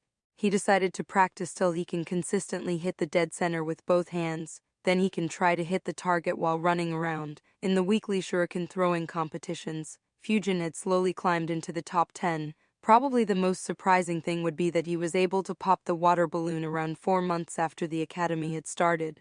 He moved on to rubber ball, but that was very difficult for him. He felt like it'd be years before he could pop it successfully. The class went on in a similar manner. The enthusiasm of a new academy had died down, however competition between students had increased a lot. A smug Uchiori had turned into a grumpy Uchiori. Though he was good, he obviously was no Itachi. In terms of shuriken throwing, he was matched equally by Teru and others were slowly managing to hit correctly with all 6 shurikens as well, whereas in terms of taijutsu, both Teru and Hoka were better than him and Fujin and Hana were at a similar level as him, and even in lectures, Hana and Teru used to outdo him. In all, Teru was obviously better than him and Hana was around the same level. Fujin wondered, does this kind of jealousy unlock Sharingan? Or does it have to be a major impact like the death of someone? Well, I do hope he unlocks his Sharingan though. It would be helpful to get some experience by sparring with someone with a Sharingan. Those thoughts aside, Fujin had trouble of his own. His physical workouts in the morning were becoming stale. He had grown comfortable to them and didn't know how to make it harder without increasing the time of workout. While saying that he didn't know any method would be wrong, he did know one method, that was adding weights. However, he didn't know if restricting your body with weights when he and even 7 years old would create any problems or not. He had found out about the prices of the weights. After 6 months of saving, Fujin had saved up over 1,200 ryo and could afford to buy the lighter weights. After thinking about it a bit, he decided to consult Genki. Unlike other things, there wasn't really much to hide about his physical workouts as he used to do it in the open anyways. Anyone who did a little investigation would have found it out. So one day after the lectures were over, he asked Genki for help. He explained his problem to his sensei properly. After thinking for a bit, Genki demonstrated him a few slightly more difficult exercises. He also helped out to design a new workout plan for Fujin. After seeing the new plan, Fujin thanked his sensei politely for it while thinking, this is really helpful. I should have asked him earlier. He actually seemed enthusiastic to help me. But then again, I'm pretty sure that even this will become comfortable for me after a few months. Hence, after thanking him, he asked again, Sensei, will it be fine if I make the exercises difficult by wearing weights? Genki was surprised by the question. He asked seriously, "Where did you learn about weights?" Fujin acted to show that he was nervous and said, I saw a weapon shop in the market when I was shopping. I saw the weights in that shop." Genki understood and then explained, "I see. Well, it's good to be curious, but don't use weights for training. They'll affect the growth of your body and it'll be bad for you in the long run." He then put up a kind smiling face and said, "It is very good that you asked me. Next time you have any such ideas, ask me before trying, okay?" Fujin nodded. Then after thinking for a bit he asked, "Sensei, then is there anything else I could use to make the workout tougher?" Genki was a bit surprised by Fujin's obsession in making the physical workouts tougher. He thought, Fujin was genuinely happy with the new plan, and yet he still keeps asking me these questions. Does that mean that he is thinking that this new workout will soon become easy for him? That's surprising. I knew he was diligent, but not this much. Now he makes me really look forward to his future. Genki then said, "Actually, there is another way. Instead of weights, you can have some seals do the same work without having any disadvantages, like a gravity seal." Fujin was surprised with this information. He thought, "I guess I really need to learn Fuinjutsu." He showed an enthusiastic expression to Genki. Genki was happy with the enthusiasm Fujin showed and decided to play a little trick on him. Genki continued, "However, these seals can't be given to anyone. Also, they are very expensive if you try to get them, so you can't get them by yourself." Fujin was instantly confused. He frowned a bit and wondered, what's he playing at? I think he is trying to bait me or something. He decided to play along and then sighed and showed a dejected expression. Genki was happy with the response he saw on Fujin's face and said enticingly, "However, don't worry. Do you remember what I said on the first day, that the Hokage will watch your exams?" Fujin, still confused, nodded his head. Genki continued, "If you perform the best among your classmates, then you can ask Hokage for a gift, so then you could ask Hokage for these seals to help you. Till then you should stick to the plan I made for you." Fujin finally started to get some ideas. He nodded his head while thinking, is he trying to motivate me to perform good in the exams, by dangling a carrot in front of me? Seeing Fujin nod, Genki smiled and said while ruffling Fujin's hair, "Good, but the exams will also have a theoretical part and not only physical exercises. So you have to study theory too if you want to come first." Finally getting what's going on, Fujin said enthusiastically, "Yes, sensei, I'll study hard for the final exam." Satisfied with himself, Genki finally left. After Genki left, Fujin laughed a lot internally and then thought, "Sigh, it's hard to keep acting as a kid, though there is an aspect of fun in it, and damn these adults trying to manipulate little kids so much. It was the same in my previous life. Everyone just forces little kids to come first in everything they do. Sad part is I actually have to perform well in those exams." Still though, it was very hilarious to watch him trying to manipulate a little kid. Sucks for him that I am no little kid. I guess he said that just because I don't participate much in those boring lectures. Come to think about it, I don't think I have ever even answered a single question he asked in class. No wonder he tried to manipulate me. I guess I'll have to improve my pretending to pay attention in class skill. Anyways, I ain't really worried about theoretical exams. While I won't be arrogant to say that I am the smartest person in the room, but my brain is much more mature than theirs. These exams should be very easy for me. That said, the seals do worry me a bit. After all, if someone messes with the seal while putting it on me, it would become very troublesome. I guess I should check up the gravity seal and some suppression seals in the library sometime later. Ending his train of thoughts, Fujin looked again at the new workout plan and walked to the library. Chapter 12. Defection. After entering the library, Fujin first entered Section 0 and searched for chakra control scrolls. After searching for a few minutes, he finally found the right one. After finding a place to sit, he opened it up and started reading while thinking, I can now walk on walls even in my sleep. I need to try tree climbing a bit and then move on to water walking if I want to improve my chakra control even further. If anyone asks where I learned these things, I can refer them to this scroll. The scroll mentioned leaf concentration, tree climbing, and water walking. However, what surprised Fujin was that a scroll was referred to at the end of the scroll which presented a theory to improve chakra control even further. To satisfy his curiosity, he searched for that scroll and started reading it. After reading, he analyzed. Interesting, the scroll proposes a theory that chakra could be used to counterbalance ourselves against the gravity itself, by applying as much force as gravity applies on us. One could float and ascend or descend by applying higher and lower forces respectively. Still though, no one has successfully managed to do this. Even Tsunade in the series didn't have any such skill, and her chakra control was the best there was in the whole series. As for others who flew like the third Stichical and the ones related to him, I think they used earth style to lighten themselves or something along those lines. I don't recall it properly. Anyways, this is an interesting theory. Maybe I could try it sometime later on. Keeping the scroll back, Fujin finally decided to get to his main task. He went in Section E and grabbed the clone jutsu scroll. On opening it, he found that this jutsu needed only 3 seals. They were ram, snake, and tiger in that order. He read the scroll further. After reading it, he thought, I see, even though the hand signs are only 3, a lot more has to be done internally. The hand signs only act as a guide, so just knowing the hand signs won't be enough to be able to do the jutsu. Guess that scraps all my plans for shadow clone jutsu. Anyways, I should start learning this jutsu. After memorizing everything of importance regarding clone jutsu, he left the library. He went back to his apartment and started practicing the clone jutsu behind closed doors. As expected, the jutsu was quite difficult. He had to make a couple of more trips to the library in order to read that scroll again. During one such trip, he saw Genki watching him and smiling. He thought, I guess he misunderstood that I'm visiting the library to learn more about history and other stuff he covers in class. Well, whatever, it's not a problem to me. He also temporarily scrapped his after-academy routine and focused entirely on the clone jutsu. Only after he ran out of chakra would he take a break and meditate. It took 3 days for him to be able to make his first clone, and he was horrified by it. His thoughts were, I never thought I'd make worse clones than Naruto. Only after a week was he finally able to create a decent clone. He practiced it for another week to get the hang of it and could do it at a much faster pace. After that, he started to learn the transformation jutsu. Transformation was going to be a critical technique for him. He planned to disguise himself in order to train outside in order to ensure that he didn't attract much attention to himself. It also doubles up as training for infiltration missions. In case anyone did catch him, he can use that excuse to get away. It took him a week to pull off transformation jutsu properly to a certain extent. He had transformed into his classmates. However, it wasn't entirely perfect. There were still a lot of imperfections, and that only in terms of appearance. He hadn't managed to transform his smell and chakra as mentioned in the scroll. He thought, this is tough, just getting the appearance right is very difficult. I guess I may be able to change the smell after a while.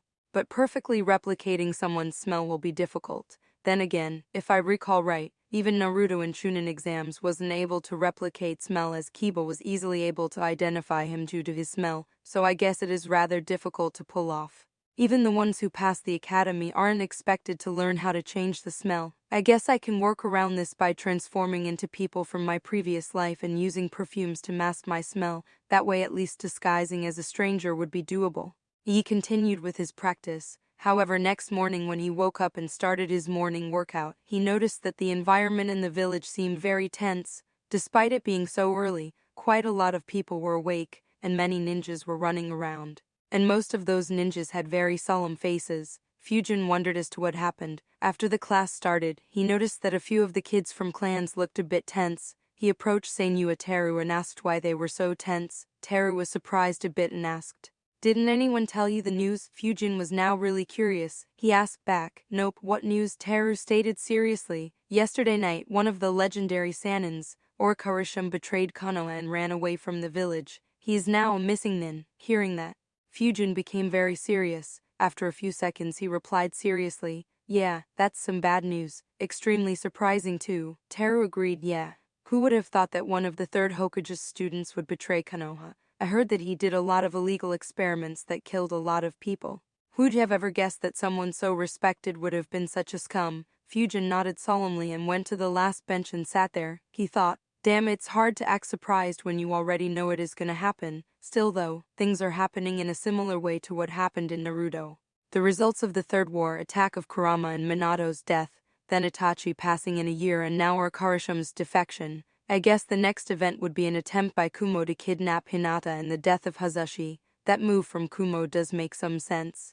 With Minato dead, Orkarisham defected and the remaining 2 Sanins not present in the village. Then again, giving Hazushi to them was really spineless of Hiruzuna. Well, whatever, I don't really have any power to interfere or all the information about Konoha's and Kumo's military. Then again, even if I did have the power, I'd have probably ignored it as it doesn't have anything to do with me. Anyways, Orkarisham leaving is definitely some good news. If I had to pick the ones I'd totally want to avoid before I become strong enough, then Danzo and Orkarisham would be the ones to top the list.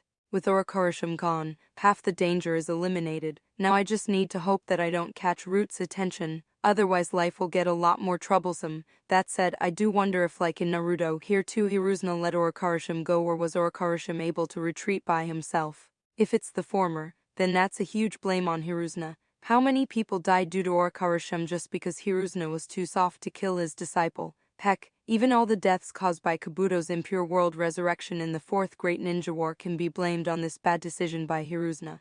Fujin sighed after having that thought. While Fujin wasn't disturbed and even happy that Orakarushim had defected, almost everyone else in the ninja world was tense. In the Hokage's office, Hiruzen was present with a solemn face. Apart from Hiruzen, Homura and Koharu were also very worried.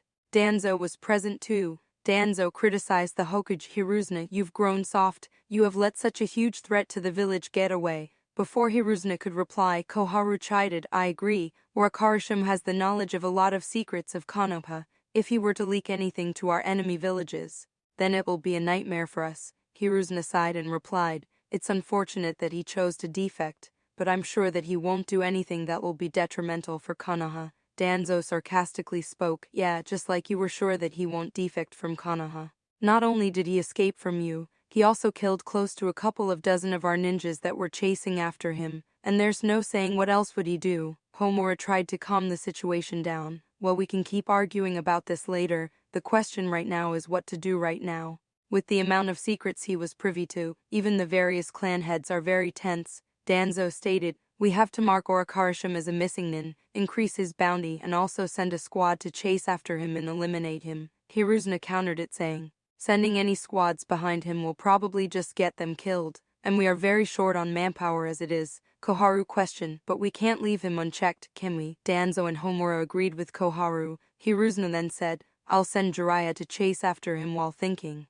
Hopefully he'll be able to convince Orakarushim to return and get back on the right track. Danzo questioned, wouldn't he fall prey to his emotions just like you did? I suggest sending root ninjas alongside Jiraiya. Hiruzen, however, not trusting Danzo's intentions, just dismissed it, saying they'll just get in his way. The discussion between the four old teammates continued for a while. In the afternoon there was a council meeting. All the clan leaders were very tense during this meeting. Orakarushim had worked with all of them at some point, and known many of their clan secrets which would be bad for them if leaked to enemies. A few even blamed Hiruzen for having a soft side for his students. The council concluded by labeling Orakarushim as a missing nin, increasing his bounty by 50s and sending Jiraiya to hunt down Orakarushim.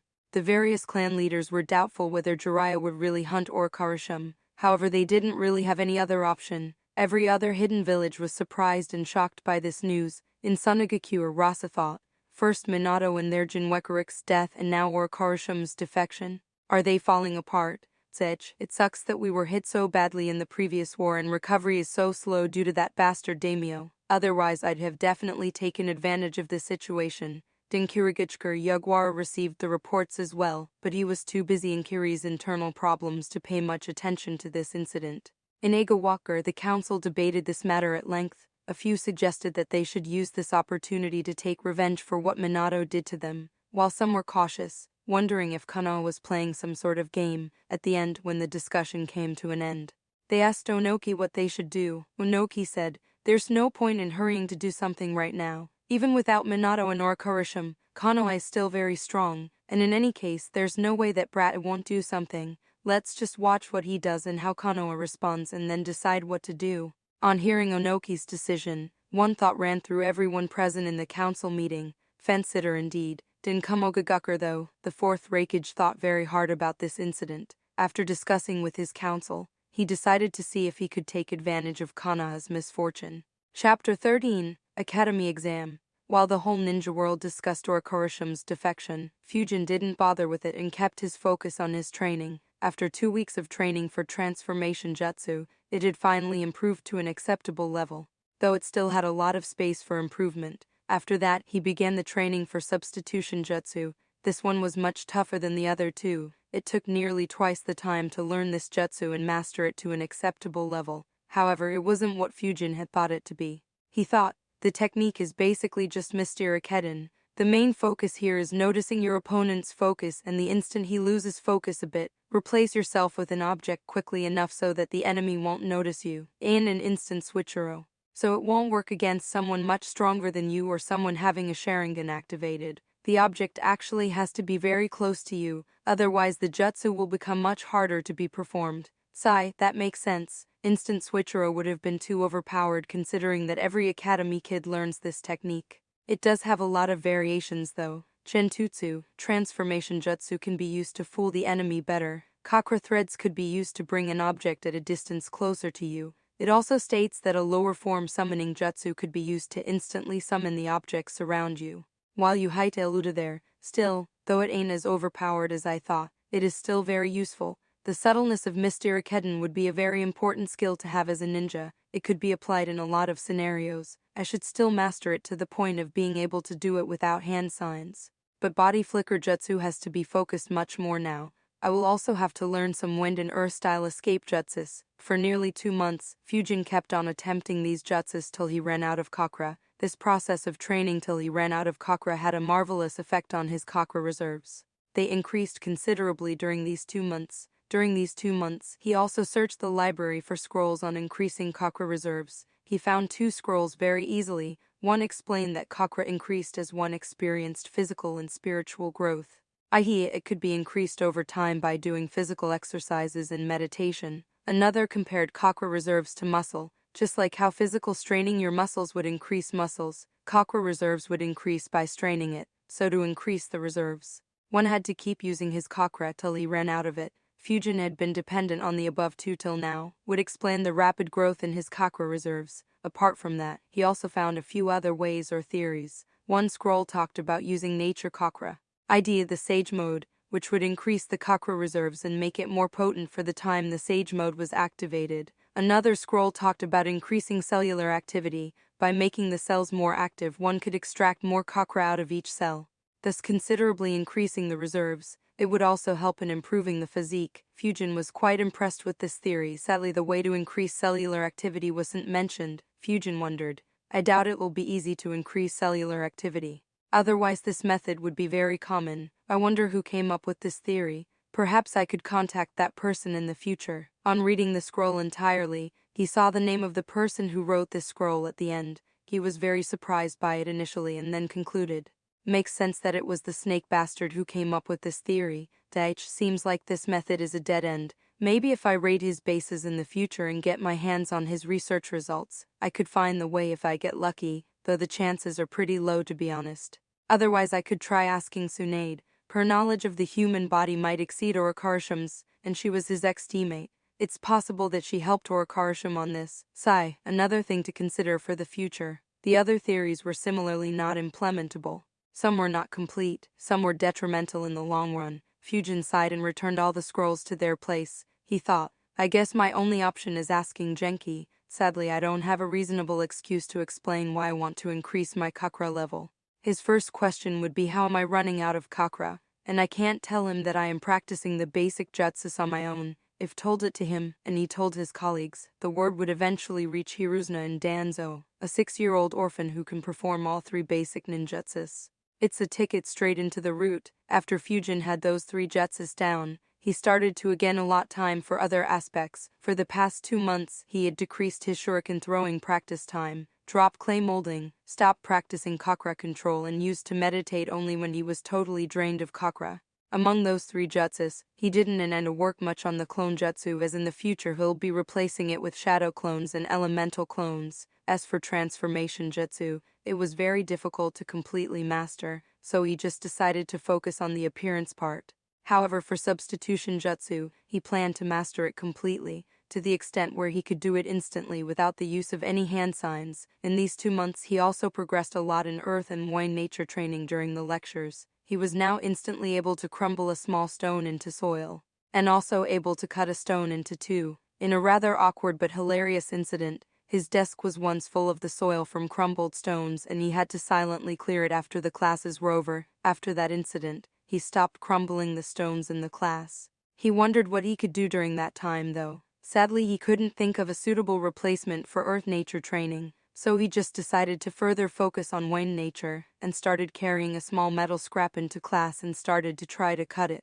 Over the next few months, he started to go out of his home and roam the streets of Konoha while using transformation jutsu to disguise himself as a random teenager. He identified a lot of isolated places in the bunch of mini forests within Konoha and started practicing tree climbing. It was very similar to walking on walls, only difference being the rougher surface of the trees. He managed to do it within an hour itself and moved on to water walking. Apart from that, he also read up on the gravity seal and a few suppression seals in the library. Another month went by in a similar manner, leaving less than a month to the final exams. Fujin finally wondered whether to start preparing for the exams. He thought still 25 days for written exams. It's still too early. However, after convincing himself a bit more, he sighed, whatever, it's my first exam in this world, might as well get it done with. While studying, he did note that the syllabus here was tougher than his previous world. It's probably what would be expected of a 9-10-year-old kid, and not from a 6-7-year-old kid. He wondered whether the syllabus in the ending years may actually provide a challenge to him. Soon final exams were upon the academy students. For all other students, the final exams were only the written part. However, for the ones in elite batches, more parameters were added. For Fujin's class, shuriken throwing competition, leaf concentration competition, and taijutsu tournaments were arranged too. For shuriken throwing, a board with circles of different size but same center was placed and everyone had to hit it. The points depended on in which circle the shuriken hit, with the smallest circle having highest points and largest having the lowest. In all, the shuriken competition was worth 30 points. Leaf concentration competition was only to see how long one could keep the leaf from falling down.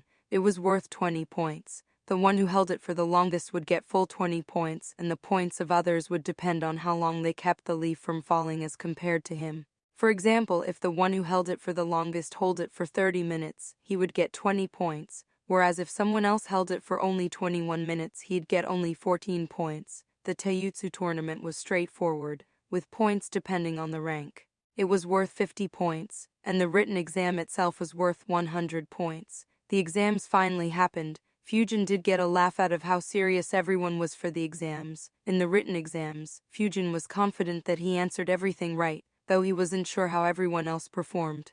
2 days after the written exams, the other competitions were to be held. He guessed that they wanted to grade the written papers first so that Hokage can reward the winner right there. They started the day with leaf concentration. Fujin, as he had already started to practice water walking, was quite confident in this competition. The competition started. The first guy dropped his leaf in merely 2 minutes. He was from the Inuzuka clan. More than half of the class dropped out within the first 4 minutes. Fujin could hear the groaning and upset voices from them. After 10 minutes, only 9 students were still competing. After 15 minutes, the only ones left were Suzuki Fujin, Hyuga Hana, Sinuataro Shimuranobu, and Yuchi Yori. Right around that time, he heard Yori groaning. He knew from the exercises conducted in class that at max the others could go 20-odd minutes. Sinuataro dropped the leaf during the 19th minute. Nobu dropped it at the 21st minute, whereas Hana continued till the 22nd minute. Fujin decided to build up a decent lead for the points he'll be losing in the taijutsu tournament.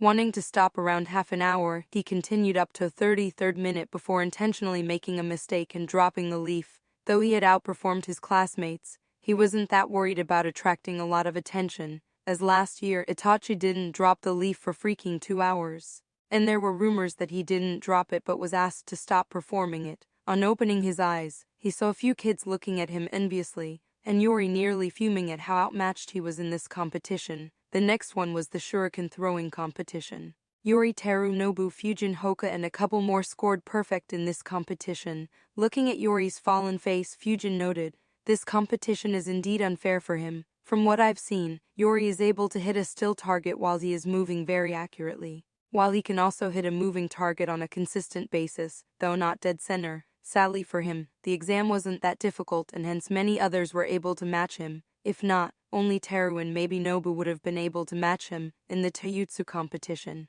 Hyuga Hoka ranked first, followed by Teru and Hana. Fujin was ranked 4th and Yori and Nobu were 5th and 6th respectively. Fujin had defeated Yori in the quarterfinals. Admittedly, Yori's technique was superior to Fujin's, however his physique was much weaker. However, in the semis, Fujin lost to Hoka, and in the fight to decide rank 3 he lost to Hana. He noted, "Damn, these Hyugas are tough to fight. Heck, pure taijutsu competition against them is completely unfair." Even Teru, though he fought well with his Seinua style, in the end he still lost. If I meet these Hyugas in Chunin exams or somewhere, I'll be sure to pack a shitload of explosion tags to fight from far away. Hiruzuna had visited to spectate the Taijutsu completion. Fujin did note that everyone was much fiercer during the Taijutsu competition. Especially Hana. He wondered if that was because it was the exams, or because the Hokage was spectating. With all the exams completed, the teachers allowed the students a small break while they readied the final scores of everyone. Chapter 14, Results.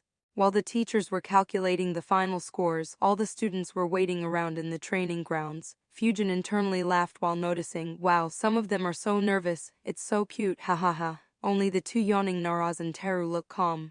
After adding up the scores and cross-checking, the teachers finally came back, led by the Hokage himself. Hiruzuna gave another inspiring brainwashing speech while praising everyone for their efforts and the display of their talents. After his speech, Genki walked forward and displayed the results on a board. As Fujin expected, he was the one ranked first. The scores of top 5 were Fujin 120 30 44 194, Hana 113 29 46 188, Teru 96 12 30 48 186, Nobu 98 13 30 40 181, Yuri 95 9 30 42 176. Fujin, looking at his rank, was very satisfied. It was as he expected. However, on taking a deeper look and checking the scores in each individual category for him and others, he was a bit shocked. Damn, I'm ranked 1 only due to the leaf concentration competition. If I didn't build a huge lead there, then Hana would have outranked me and Teru would have been tied with me. I didn't expect anyone else to get a 100 in written exams. He exhaled a long breath of air in relief. I guess I have been incredibly lucky with the marking system of the leaf concentration competition. Chakra control is where I am much superior to these kids from the clans, but sadly for them, their specialties weren't marked in this manner. Yuri and Teru could have easily scored much more if the shuriken competition was made more difficult. Similarly, they'd have been much superior than everyone if ninjutsu was tested. After all, fireball jutsu is a rank C jutsu. I am sure Genki would have noticed this too. So next year, the marking scheme might be different.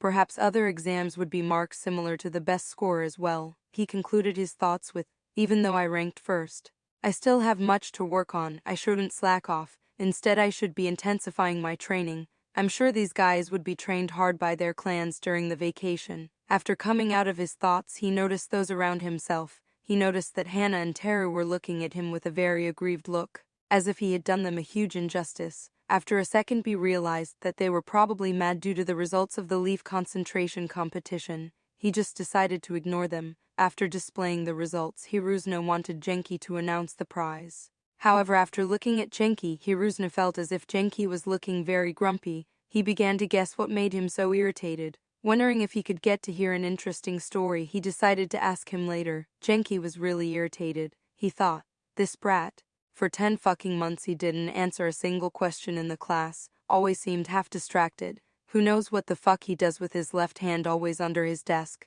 The one time I tried to check, all I found was a lot of soil under his desk, and now he scores a perfect 100 on written exams. Don't tell me that after he goes home, all he does is study. Right then he felt like the Hokage was looking at him. Seeing Hokage looking at him, he understood what Hokage wanted and quickly announced, all right everyone, be silent for a while. After getting the class's attention, he continued, as I had told you guys on the first day, Lord Hokage would come here to watch your performance. However, there's an additional reward for the one who scores the highest in this exam. The best student can ask Lord Hokage for reward. On hearing this, the civilian kids were surprised. While the kids from clans seemed to already know this, Genki announced loudly, Suzuki Fujin, step forward. Fujin walked forward while thinking, I wonder what are the limits of the reward. Can I ask for private tutoring from him? Any forbidden or rank S jutsus, or better yet ask for the scroll of sealing? Hee. I wonder what face he'd make if I asked for the scroll of sealing or something like Edo Tensei. Well, need to show proper respect now, I guess. When Fujin reached in front of Hiruzuna, he bowed respectfully. Seeing that, Hiruzuna was very pleased. He smiled kindly and said, you've performed really well. I can see that you have worked really hard to be able to rank first in your class. The will of fire burns strong in you, Fujin thought sarcastically. Yeah, right, Hiruzuna continued. Ask what reward you'd like. Fujin took a glance at Genki and was a bit surprised at his irritated look. He then looked towards Hiruzuna and respectfully said, Lord Hokage, I would like to get seals that can replicate the effect weights have on our physique, but without any detrimental side effects. Hiruzuna was a bit surprised by what Fujin asked for, however he soon nodded and said, "Alright, however it will require some time to be prepared. I'll call you to my office when it is ready." Fujin tried to show a very happy and enthusiastic expression. He said in an excited manner, "Thank you very much, Lord Hokage." After that he retreated back among the kids. The exams were finally over. Fujin, who had already grown used to the new routine provided by Genki, would finally have better means to strengthen his physique. However, before they were dismissed, Genki announced that they would have a class tomorrow. Hearing that, most of the kids groaned. Students from other divisions already started their vacations 2 days back. Genki, however, tried his best to assure everyone that this will be the last class. Next day, everyone was present in the classroom. Genki arrived and the class greeted him. A few were still upset at being called for class. Genki started by saying, "Before we start, I have to say that I am very proud of your performance yesterday. Keep up your hard work and soon you all will be splendid shinobi." Hearing that calmed down the upset ones, he continued, "I hope that you guys continue your training in the vacation as well. As for today's class, don't worry, it'll be very exciting for you. I will be talking about what options are available to you guys in the future. That is what type of ninja you can become." After that, Genki started telling them what all options are there in the future. He started with the easiest one to understand, the medic nin. He explained what a medic ninja does and emphasized their importance in a squad. He even mentioned Tsunade in order to increase the interest of his students. He followed it up with various other possibilities like assault ninja, tracking ninja, sensor ninja, hunter nin, infiltration ninja, communication ninja, and so on. He explained the benefits of each and every one of them as well as their restrictions and limitations as well as the risks associated. He also gave a good role model for each option. He also explained about specializing. He explained genjutsu, taijutsu, various elemental ninjutsu. A ninja could become very powerful if specialized in one of these, but having basic capability for the rest is important too. Otherwise you will have a lot of weaknesses. He explained more about them. The lecture continued for 2 hours straight. Around 10 am, Genki finally ended his lecture. He said, "Alright, with this now you're officially on your vacations." Fujin was very happy with this lecture. He thought, "Finally I got a chance." Many students got very excited and started celebrating. However, Genki raised his voice and continued, "But think about what we talked about today. Discuss it with your parents and decide the optimal way for you to train. If anyone has any doubts, they can consult me. I'll be in the staff room till noons." With that he finally ended his class. Many students just ran out of the class. Fujin instead went to the shuriken training ground and started practicing. After half an hour, he decided to visit Genki. On reaching the staff room, he knocked and entered after being permitted. Genki was the only teacher present. It made sense as vacations had started. Looking at Fujin, Genki was still irritated a bit. However, after a few seconds, he let out a sigh and thought, "Forget it. I guess he is just too reserved to actively participate in class." Fujin was puzzled by looking at Genki's sigh. He called him to get his attention. "Sensei," Genki replied. "So, what queries do you want to clear?" Fujin replied. "Sensei, could you update my workout routine again and also tell me more about those seals and how to use them?" Genki nodded and took a look at his workout routine again. After considering the addition of seals, he made a few changes to the routine and asked Fujin to follow them. He said, "Alright, follow this plan and if you get comfortable you can increase the pressure that the seals can put on you. However, don't increase the pressure a lot or you can get injured and won't be able to practice for weeks." Fujin nodded. "Thank you, Sensei." However, he still stood there and asked something Genki would have never guessed. He said, "Sensei, I thought about the roles you mentioned during the lecture, and I'm really interested in being a censor, so can you tell how I should train for it?" Genki was really surprised by this request. Not able to understand the reason, he asked, "Why do you want to become a censor?" Fujin replied confidently, "Sensei, if an enemy sneaks up on me or my team in the future, being a censor would help me save all of us. Also, I'll be able to detect enemies from far away and prevent us from falling into any ambush. That's why I wanted to become a censor." After finishing, Fujin smirked internally. Genki was surprised a bit by the answer. All the stuff that Fujin just said was what he himself had said in class. He thought, no wonder he scored full in written exams. But still, something doesn't add up. He seems a bit too interested in becoming a censor. It's not something that can happen in merely 2 hours. It's as if he knew about censors beforehand. He asked, "Since when did you want to become a censor ninja?" Fujin was ignorant of the fact that Genki could have found this request a bit suspicious. He acted to show that he was nervous and said, I wasn't aware of censor ninjas until today's lecture." He then sheepishly rubbed the back of his head while saying, However, I was thinking along those lines from the day you snuck up on me in the library. If it was an enemy, he could have killed me without me even knowing what happened. Genki was stunned by the reply. I never thought that a simple incident as that had such an impact on him, and that was merely his first day. Sigh, whatever, I guess I'm the one to blame for this obsession of his.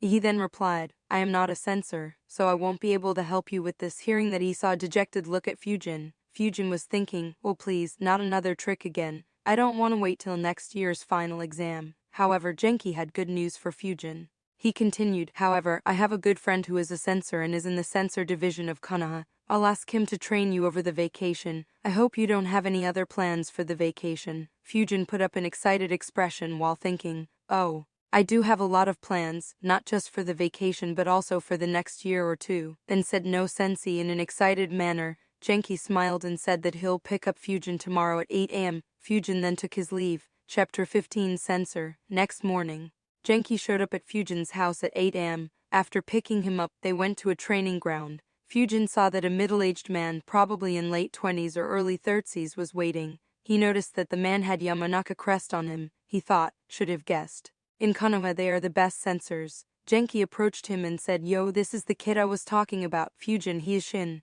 He was my classmate. He is a special Junin. He'll be giving you tips on how to become a censor. He may seem grumpy at times, but don't worry, he is a very kind person. Fujin nodded. Good morning, Shin-sensei. He noted that Shin, who was already looking a bit mad at Genki's introduction, seemed even more grumpy after he greeted him. Shin angrily said, damn you, Genki, not only do you give such a shit introduction but now are also trying to pull me into being a sensei. He then looked at Fujin strictly and said, kiddo, don't ever call me sensei. Fujin wondered, why is everyone so strange? While Genki asked mockingly, damn, why do you have to be so grumpy so early in the day? Fujin acted to show he was nervous and asked, so what do I call you? Shin thought for a few seconds and then put up a smile on his face with his eyes almost sparkling and said, call me Shin Aniki. His face looked borderline creepy. Fujin's expression immediately became entirely plain and almost blurted out, why don't I call you old geezer? Genki face-mapped and scolded, stop being creepy, let him call you sensei. Shin sighed in disappointment and replied, alright, leave it. Then looking at Fujin he said, alright kiddo, first let's see how talented you are in becoming a censor. If your talent is very poor, then I won't be teaching you and you shouldn't waste your time on it either. He first lectured Fujin a bit about what censors do and how, then instructed Fujin to sit in a meditative pose and told him how to sense his chakra field. It took nearly half an hour for Fujin to sense his chakra field. The instructions were very helpful. Shin then tested Fujin's chakra field a bit. After some testing, he concluded that Fujin's chakra field had a radius of 7.3 meters. Shin commented, 7.3 meters. Not bad, an average ninja has a chakra field of 4 to 5 meters. In my Yamanaka clan, we train our youngsters in becoming a censor if their chakra field exceeds 7 meters, while for other Konoha shinobi, the minimum requirement is 5.9 meters. However, that is just the bare minimum. Quite a few in the Yamanaka clan had their chakra field exceed 10 meters before they started training to become a censor. I myself had a radius of 10.6 meters, so while you can become a censor, you'll have to do a lot of hard work. So are you sure you still wanted to train to become a censor? Fujin processed all the information quickly and nodded. Shin said, alright, I'll guide you. However, the process of training to become a censor is quite complicated. We will need proper training facilities. I'll take you to the place where Konoha censors are trained.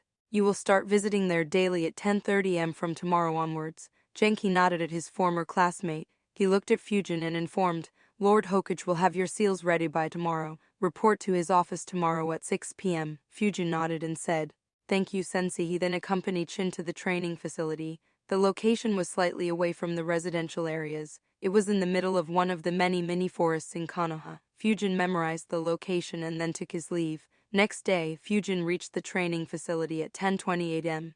He saw that Shin was already there. On entering, Fujin saw that there were a lot of rooms in the facility. The facility was mostly empty with very few people actually being there. However, Fujin noted that quite a few rooms were occupied. Shin said, these rooms isolate everything outside it, and also have seals that can eliminate all sound and smell in the room, so you'll have to entirely be dependent on your ability to sense. Fujin paid attention while Shin was explaining it. He thought, I see, this makes sense. I suppose this is where most of Konoha's censors train.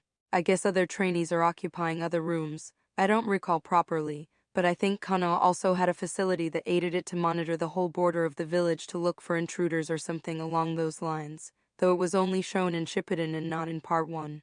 I wonder if that facility is also in here, or is it someplace elsewhere? Shin led Fujin in one of the rooms. The room was very dark, all walls were painted black. The room was pretty big too. On entering, Shin explained Fujin how to train to be able to sense with only the help of his chakra. He said a blindfold will be placed on you, and after the seals are activated, all sound and smell in the room will be eliminated. After that, a few objects will be placed in the room. These objects have a small amount of chakra sealed within them in a manner that it can be detected by sensors. So your job will be to detect these objects. We will start by placing the object 3 meters from you, and later increase the range to 5 meters and then to 7 meters. Once you are done with it, then I'll teach you how to increase the size of your chakra field.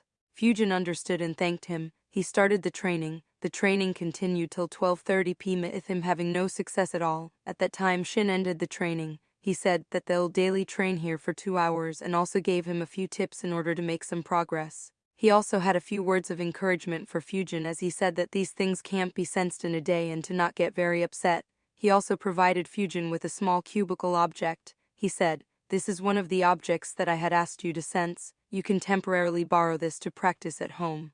Though you won't be able to block your sense of smell and sound, however it shouldn't matter much as you don't specialize in either of those, so just try to practice with your blindfold on. Maybe ask someone else to place the square down somewhere after you have put the blindfold and sat in your meditative posture. That way you won't know where exactly the cube is beforehand. However, don't practice for very long." Fujin understood all what Shin said and nodded. He then thanked Shin and left for his home. With the academy over, he now had 7 additional hours he could use for training. The training at the facility, traveling to and fro, and lunch took slightly less than 3 hours. Fujin allotted all the remaining 4 hours for chakra sensing training temporarily. In the Hokage office, Hiruzuna looked at the custom-made seals on his desk. He sighed softly while thinking. Akunoha's edge in Fuinjutsu is fading fast. With the annihilation of the Usamoki clan and the passing away of Mido-sama, our progress in Fuinjutsu had almost come to a standstill. Kushina and Minato had just started to make progress, but they died too young.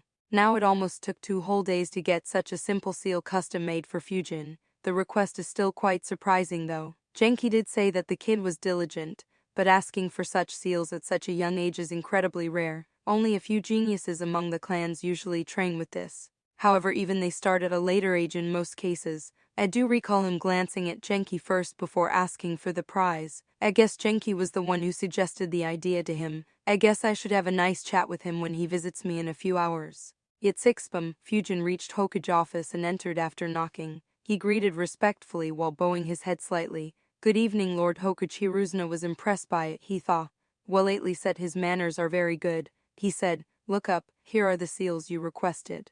This seal is a special seal designed by our village. It combines the features of a few basic seals in order to create a perfect tool to help train the bodies of our shinobi. You can manipulate the amount of pressure the seal puts on your body freely. The pressure is applied on the whole body."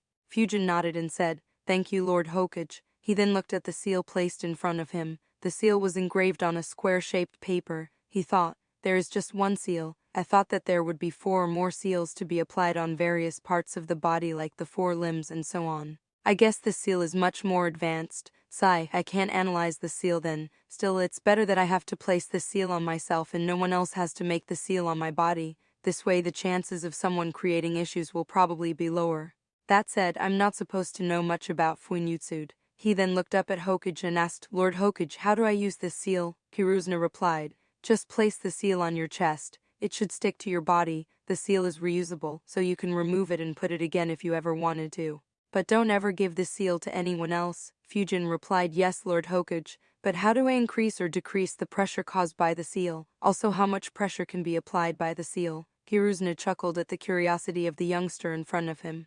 He replied, "Just focus your chakra on the seal. It's similar to how you focus chakra on the leaf during leaf concentration exercise. Then you can decide whether to increase or decrease the pressure and it will be done automatically. As for the maximum pressure, it can apply a lot. It is equivalent to wearing a body vest of 100 ink, 50 weights on each leg and 25 ik weights on each arm." Fujin was shocked with those numbers. He nearly cursed out, "Bastard, shouldn't you say that first?" However, he maintained control of his emotions. In order to keep up his act, He gulped and showed a bit of fear on his face. Hiruzuna looked at Fujin's expression and smirked internally, thinking, well, this will ensure that he always uses that seal very carefully and doesn't harm himself with it. After that, Hiruzuna talked a bit with Fujin. He tried to understand what caused Fujin to require these seals. He also asked about his daily life, whether his apartment is comfortable, whether he ate properly, and so on. He also made Fujin try controlling the pressure in his presence. He also explained some tips and precautions.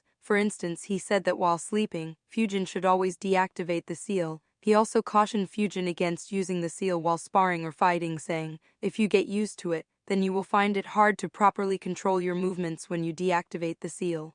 At the end, he praised Fujin's performance in the exams and let him go. After leaving, Fujin thought, 250 huh? I really want to know if anyone actually uses it all. I do wonder how much weight Lee carried. The number was never mentioned in the series. While leaving the Hokage office, Fujin had already activated the seal. In front of Hiruzuna, he kept the pressure very low. However, after leaving the Hokage building, he increased the pressure. He increased it to a level where it put a decent amount of strain on his body while still being able to bear it. He ran all the way to his home and thought, finally, even this simple run was a challenge, though I will probably have to reduce the pressure a bit in order to be able to complete the workout routine Genki provided. I suppose I'll have to test for a few days in order to get the pressure right.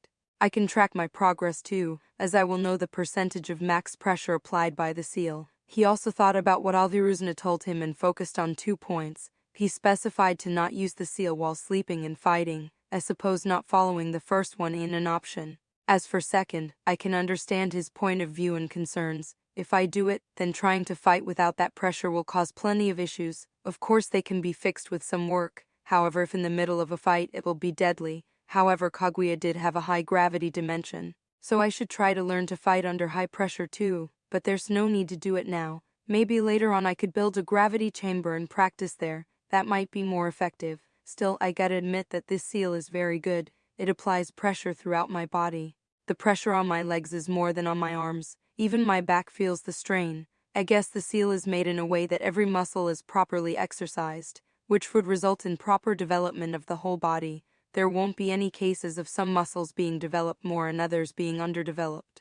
I guess Hiruzuna left out the specifics, not expecting me to understand them. This method is much superior to the weights Lee used. I guess I really need to be thankful to Genki, though this does make me wonder why these guys haven't given the seal to every Konoha shinobi. Is it that hard to produce? Ending his train of thoughts, Fujin started to meditate. Chapter 16. Second academic year. Over the next few days, Fujin experimented with the pressure applied by the seal. He turned 7-year-old as well. It took him 4 days to be able to figure out the amount of pressure he could be under and still complete his workout.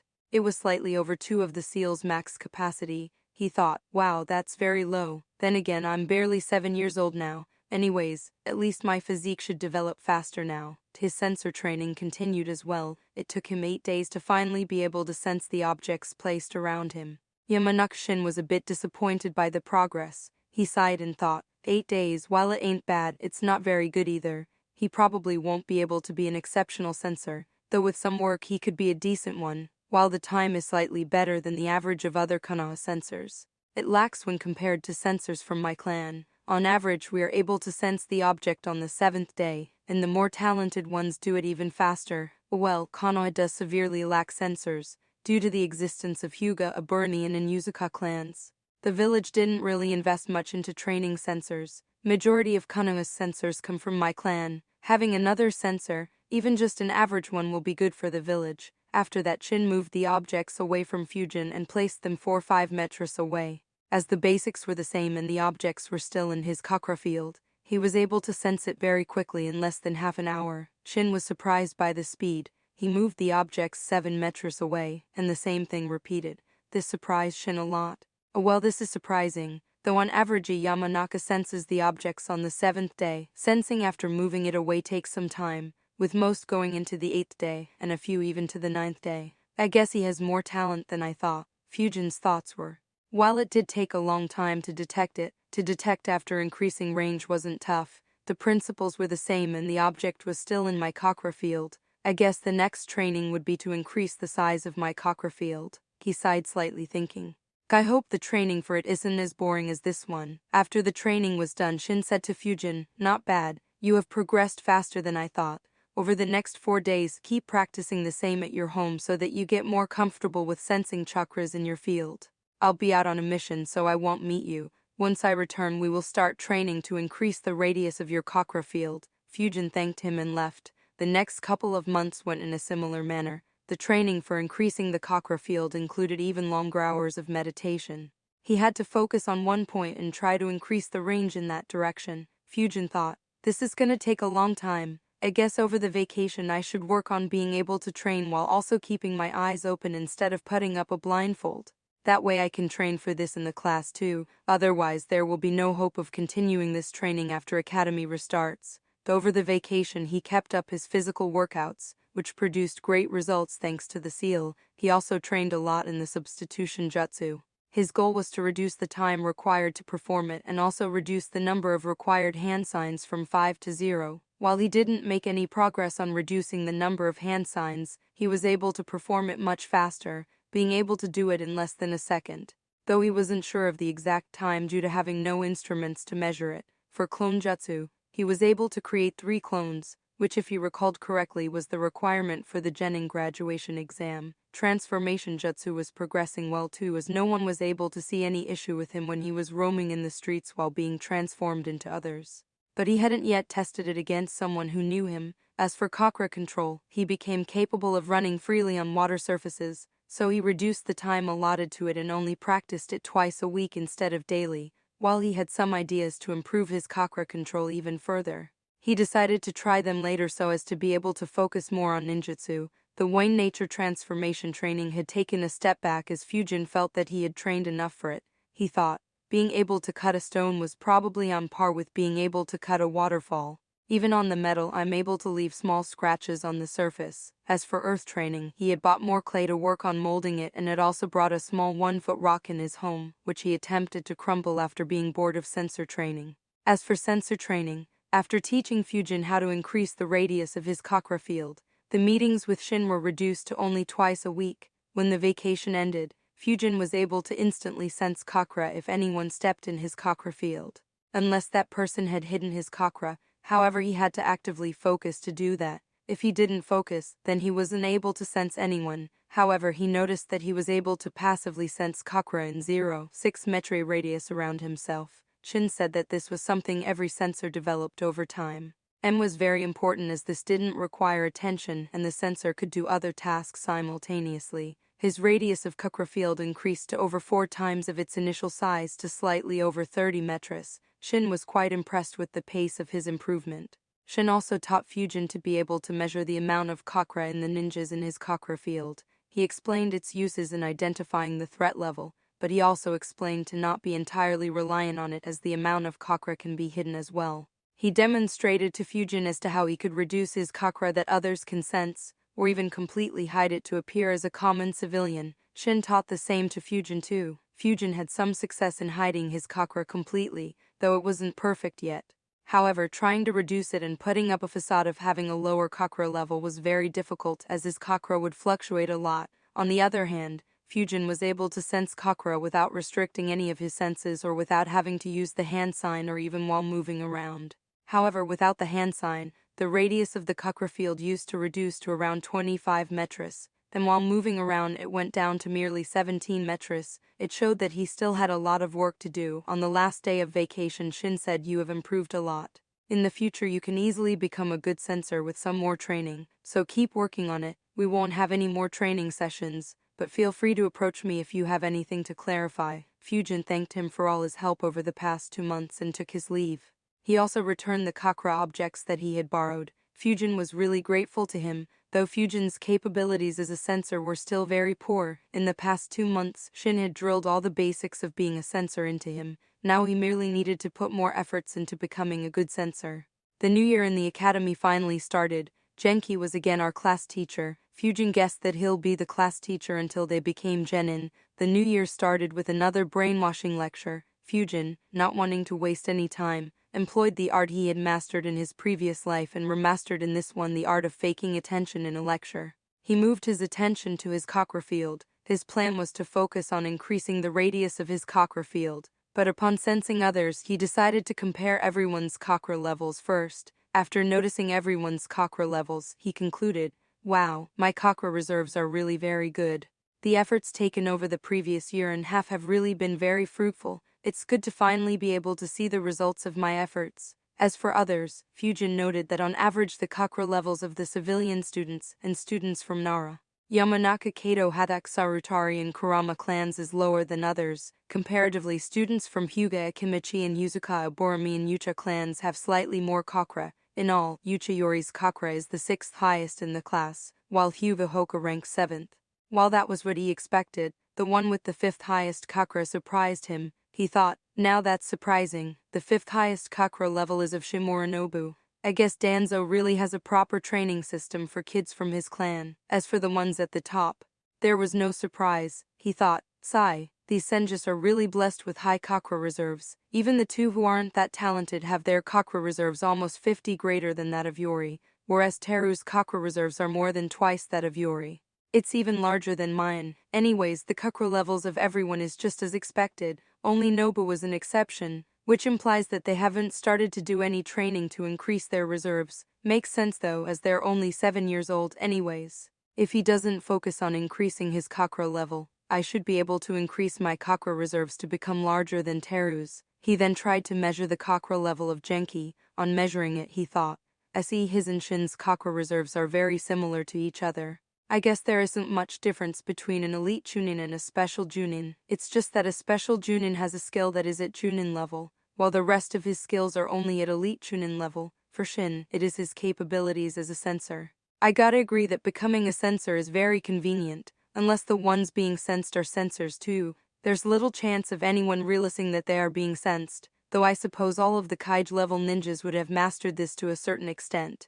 Oh well, it's not like I'm planning to hunt any Kaijas. Anyways, enough with this class. I should check the ones from other classes, especially the ones who will be becoming genin this year. While the 25 metre radius of my chakra field is pretty insignificant in an open field, in a compact building it covers a lot. With those thoughts, he started to focus on chakras outside his classroom. He first observed the classroom in which he had seen Daisuke run in. Noticing the chakra levels of the students there, he observed that they were really low. He then focused on the room where he knew the classes for senior-most batches happen. He measured their chakras. He observed that there were a few with really pitiful chakra levels. He guessed that most of them won't become genin. On average, however, their chakra level was only 20 higher than Teru's. Though there were a few having much higher chakra levels, Fujin guessed that those kids were from the Sinua clan too. Fujin concluded, I see, I suppose by the end of this academic year, my chakra reserve should become high enough and could be considered genin level. And I know all the 3 basic jutsus too, so in terms of chakra and ninjutsu, I should reach genin level in a year. Even Taijutsu should reach that stage in less than 2 years, but that won't be enough to actually pass the graduation exam. The graduation exam has so much more than just Taijutsu and ninjutsu. There's training on moving stealthily, setting up an encampment, incapacitating a target, freeing yourself if you are captured, using a first aid kit, even hunting, cleaning and cooking a wild animal, and a lot more that will be taught in the academy. Without all that knowledge and training, becoming a ninja might well be suicide, not to mention actually trying to graduate so early would be stupid. Itachi was a different case. He is the son of the Uchiha patriarch. I, on the other hand, am merely an orphan. It would attract a lot of unwanted attention. In addition, just from the point of view of ninjutsu, I still have so much more to learn. I still have to learn a few more basic jutsus like body flicker, and not to mention I still have to learn wind and earth style jutsus. Apart from that, I'm almost entirely blank when it comes to genjutsu and have a lot to learn in kenjutsu. So there's no point in graduating until I have gained everything I could from the academy. If I ever reach a point where I can't make much progress due to being in the academy, then I'll consider graduating early. After considering all that, Fujin finally focused on increasing the radius of his chakra field. The remaining lecture went in a similar boring manner. However, at the end of the lecture, Genki said something that excited some of his fellow students. He said, this year we will start learning ninjutsu. Chapter 17, Body Flicker. Fujin wasn't surprised by that news. He had already gathered enough information about the academy in the previous year. For normal students, the ninjutsu training began in their 3rd year. However, for the elite batches, it began in their 2nd year. Having already learned the 3 basic jutsus, he wasn't much interested in the news. Though he did have a concern, he thought, I'll have to hide the fact that I can use these jutsus. I'll need to learn how to fail at these jutsus, and have to do it in a manner that doesn't give me any bad habits. I suppose I could just make hand signs without molding my chakra. Or maybe mold chakra for a few of the hand signs without molding it for one. I'll have to test that first. When around 7-8 are able to perform the jutsu, I'll show that I have just managed to do them too. In the first week, Genki just revised what they had learned in the previous year and tested all the students. However, seeing the progress of some of the students had left Fujin speechless. Genki too was surprised, but it was a joyous surprise for him. In the leaf concentration exercise, Hana, Teru, and Nobu all were able to hold the leaf for more than half an hour. While Yori and Hoka exceeded 25 mins, Fujin had dropped his leaf after 36 minutes in order to not attract any suspicion. His thoughts were, damn, if they keep up this competitive nature, they may well reach beyond 1 hour by the end of this year. While it's reasonable to expect me to keep up, I should instead show that I've slacked off and not made much progress. While Genki might get a bit suspicious, if he ever asks me, I'll just say I felt bad for them and I'm letting them win. Genki was very impressed too. He thought, 4 kids were able to stick the leaf for over half an hour. Another 2 should be able to reach that in another couple of months. This batch is good. I guess that Fujin brat spurred them all on. They might actually be able to do tree climbing and even water walking before they graduate. Oh, this is so nice. I could get a huge bonus from the Hokage. The shuriken competition didn't give much insights on their growth, as many were already doing very well in the previous year. The taijutsu tournament, however, didn't show that much improvement for everyone. Among the ones at the top, only Yori and Nobu made significant progress. Fujin guessed that it was only because of his performance in the leaf concentration exam that made everyone focus a lot on it. However, the Inyusuvaks were performing much better than last year and were very aggressive too, due to the poor scores of all 3 Inyusuvaks in the exams. They were given some special training by their clan in order to not embarrass the clan any further. In one of the spars, one Inyuzuka kid screamed, "I'll defeat you no matter what. There's no way I will go through that training in my clan ever again." Hearing that, the other 2 Inyuzuka students winced. Fujin, getting a hint of what would have happened, thought, this world is in a severe need of laws punishing child abuse. Sadly for that Inyuzuka student, he still got mercilessly beaten into the ground by Nobu, which made everyone feel pity for the poor kid. The taijutsu tournament, however, did provide Fujin with the opportunity to finally test his progress, and he was very pleased with the results. After decataving the seals, his body moved a lot faster, and his blows carried more weight. He tied against Teru in their match. After the first week was done, Fujin entered the library and went into Section D. He thought, I've probably tried the substitution jutsu over 1,000 times. I'm still not able to reduce the hand signs needed for it. Honestly, jutsu is almost completely useless against ninjas if you have to make those hand signs. Even a random genin would be able to identify the jutsu and be on alert, though I guess it might still work on normal bandits. Anyways, I guess I'll need a few years to be able to reduce the number of hand signs needed, so let's just move on to a new jutsu. He quickly started searching for the jutsu he wanted to learn. He was quite excited to learn it as it was one of his favorites. On finding it, he read out softly, the body flicker jutsu. He found a place to sit and read the scroll. After reading and analyzing it, he concluded, this jutsu can be called both easy and complicated at the same time. It's easy as there is only one hand sign required, the tiger seal, so the way of molding chakra is very simple, and it's complicated as actually performing this technique is quite difficult. I would have to focus a lot of chakra in my legs to be able to move at such high speeds. According to the scroll, initially I'll only be able to flicker a few meters away. Only when I'm able to flicker 100 meters away would I be considered to have learnt this jutsu. It is also mentioned to use something like smoke or leaves just before using this jutsu so that the enemy doesn't understand the direction in which you flicker to. Also, it is very important to ensure not to run into someone or something while using this jutsu. I suppose me being a sensor might help a bit in this regard. However, there's no such thing as the maximum distance one can flicker away. Instead, it is the amount of time you can sustain this jutsu. I thought that I'll need to learn to be able to flicker many times consecutively if I want the help of this jutsu to be able to escape. However, instead it is the amount of time you can maintain this jutsu. So if I'm able to flicker 100 meters away in a second and am able to sustain this jutsu for 10 seconds, I'll be able to run a kilometry away. But this is good, I suppose. It's more convenient than having to flicker again and again.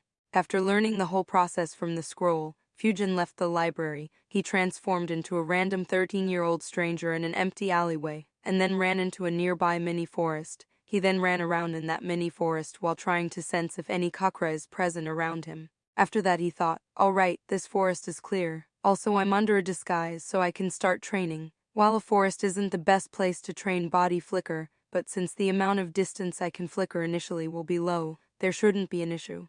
Though I'll need to train in open spaces once I start to flicker long distances away. And he started training for this jutsu. The months went on in a peaceful manner for Fujin. His physique kept improving due to the seal. He used to increase the pressure of the seal by 0.1 from time to time. In the academy, Genki started ninjutsu with the transformation technique. Fujin had experimented and found it easy to fake hand signs without molding his chakra. However, he felt that it was so he tried another trick. He started faking the first hand sign. But while changing the hand sign to the second seal, he used to try to mold the chakra for the first seal without the aid of the first hand sign. In this manner, he practiced to do those jutsus with one hand sign less. As expected, Teru and Yuri were the most talented in ninjutsu.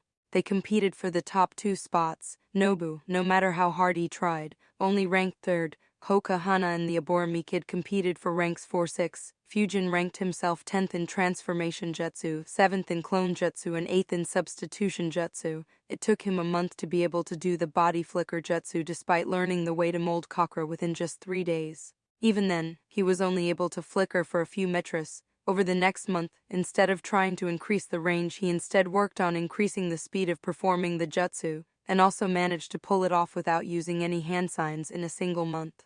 He probably practiced that jutsu thousands of times to be able to do that. Next he worked on increasing the range of the jutsu. It took him 4.5 months in all to reach 100 meters with body flicker. He then started focusing on sustaining the body flicker for a longer period. Sometime around this time, the incident of Kumo trying to kidnap Hinata and the death of Hazefi happened. Both Hoka and Hana were very solemn the next day. In order to properly measure his progress, he bought a stopwatch. After 6 months, he was able to flicker 400 meters away in less than 4 seconds. After that he thought, my original plan was to start with elemental jutsu by now, but body flicker does have more applications I want to explore. Let's stick to it. Mastering body flicker to a high degree will be extremely essential later on. He continued with his body flicker training.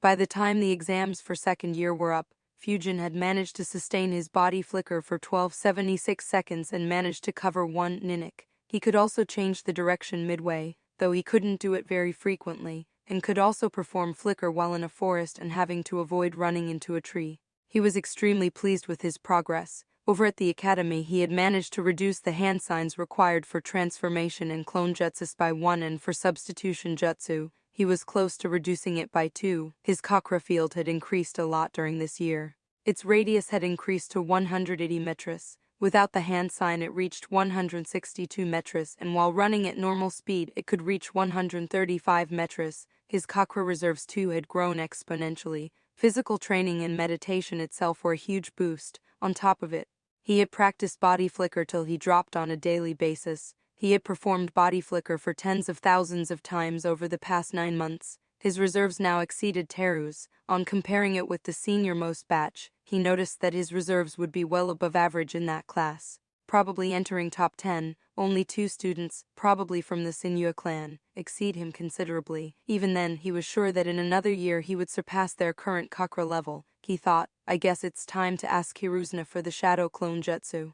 Author's note: I would like to clarify the Shadow Clone Jutsu a bit. Shadow Clone Jutsu isn't a forbidden jutsu. It's merely a B-rank jutsu, which Junins can learn easily. In Naruto, it was shown that a genin Konohamaru was able to perform shadow clones and use Rasengan on one of the pains. Even Kiba, while being a Chunin, was able to perform a shadow clone. The jutsu in the Forbidden Scroll of Sealing was the multi-shadow clone jutsu. This is the one which Naruto spams and Kakashi had used to scare bluff away Gato's thugs. So I'll follow this pattern. Someone with genin level chakra can create 1-2 shadow clones. With Chunin level chakra can create 3-5 shadow clones, and with a Junin level chakra can create more than 5 shadow clones. The increase in his chakra level could be seen when he was finally able to burst the rubber ball, finally making progress in the stage 2 of Rasengan training.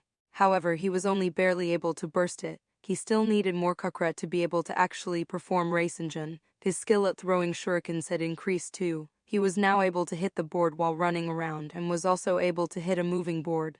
In order to allow students to practice that, a board used to be suspended from a tree branch and moved. It worked like a pendulum, however he still struggled to hit a moving board while he was running himself. Fujin decided that after he managed to do that, he'll start practicing to hit his clones with shuriken, as that would replicate battle scenarios even better, something that Fujin gained while practicing in the many forests in Konoha with shurikens and kunais lying around. He had found 23 shuriken and 11 kunai.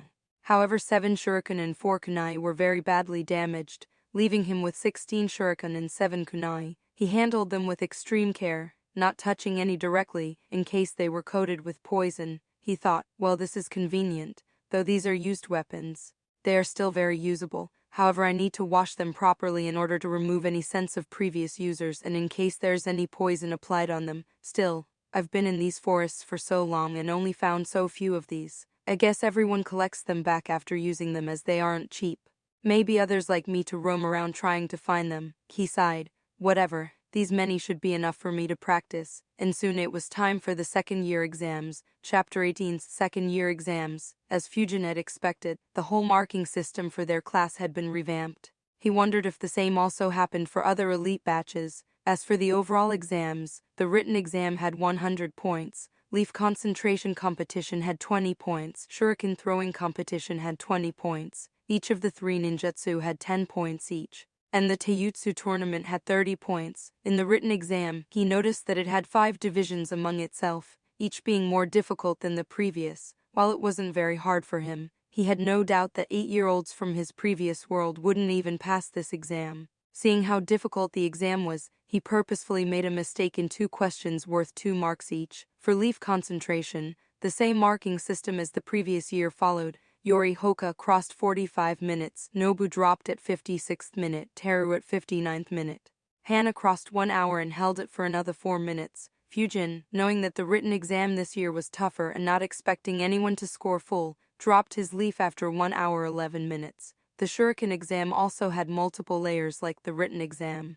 The first was to throw 8 shurikens at a stationary target board. The second was to run alternately to the right and left to a circle drawn on the ground and throw from the circle while running. The third was to hit at the target board that was hanging and swinging like a pendulum. Each of these stages were worth 4 points each. The last stage, worth 8 points, had white plates being launched in the air by Genki. The plates were spinning incredibly fast, causing them to not move at a set path and deviating slightly. Yori, Teru, Fujin, Nobu. Hoka scored max in the first 3 rounds. Hana struggled in the second round, while scoring full in first and third. The fourth round, however, was tough. 19 students didn't manage to hit even one, and 6, including Hana, managed to hit just one. Fujin guessed that most of them just scored a lucky hit. Fujin had been observing the plates all the time to try and see a pattern in them. He got some hints, but not enough, and it resulted in him wishing, damn, if only I had a Sharingan. Hoka and Fujin just hit 2, Nobu hit 3 plates, Teru managed to hit 4, and Yori managed to hit 7 of the 8 plates thrown by Genki. Fujin was quite impressed by Yori's performance, especially considering that he hadn't yet awakened his Sharingans. After the competition, Yori returned to his smug self. In ninjutsu exams, transformation and substitution jutsu were analyzed and marked by Genki. For clone jutsu, they were marked depending upon the maximum number of acceptable clones anyone made. Teru made 5 clones, and looking at his chakra, Fujin was confident no one else would exceed him, so he created 4 clones. Fujin hid his skills in this exam as he knew that Hana wasn't very good in this aspect, and no one apart from her would come close to his score in written exams. The taijutsu tournament was similar to the previous year, only major differences being the Inusuvox performing much better and Fujin having a much stronger body. Right now he could have the seal apply 5/3 of its max pressure. It had improved his physique a lot. He trashed through the majority of his opponents. This time he ran into Teru in the semi-finals and managed to beat him. While Hoka beat Hana in his fight, Yori beat Nobu for rank 5, whereas Teru beat Hana for rank 3. Against Hoka the fight was very intense. To Fujin's surprise, his advantage in physique wasn't that great. In the end, he still lost to Hoka. He thought, is he too using seals or something similar to strengthen his body? His performance in ninjutsu isn't as good as his taijutsu, then it's better to not talk of his performance in written exams looking at previous year's scores. Sigh, I guess all he does is train in taijutsu, and my main focus has been on ninjutsu. Little wonder that I can't beat him. After the scores were tallied, The results of the top 5 were Fujin 96, 2014, 23, 29, 182, Teru 81, 17, 16, 30, 28, 172, Nobu 86, 16, 15, 28, 25, 170, Hana 91, 18, 12, 21, 27, 169, Yuri 79, 14, 19, 28, 26, 166. After looking at the results, Genki thought, this is pretty similar to last year. Only difference is that instead of the leaf concentration competition, Fujin built his lead in the written exam. How much does this kid study exactly?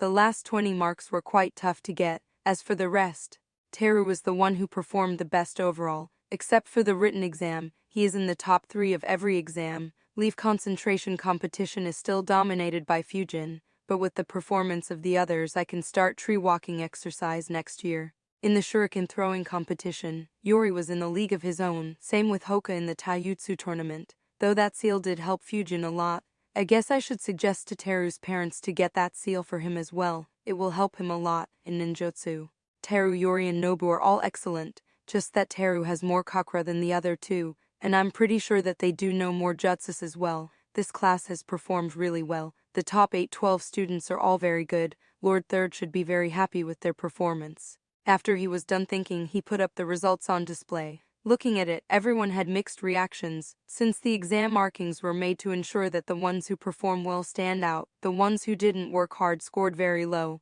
A few still struggled to hit a stationary target board with shuriken, so there was no way they could do much in the remaining 3 rounds. There were a few who didn't manage to learn even one ninjutsu properly, and the majority didn't get all the 3 ninjutsu down. There were only 12 students who could do that. The written exams were very tough too, the last 20 marks being very difficult to get, and even the 20 marks before that being significantly difficult. Fujin did note the disappointed expressions of the ones who scored very bad. It reminded him of how much worse the life of the kids here was when compared to his previous world.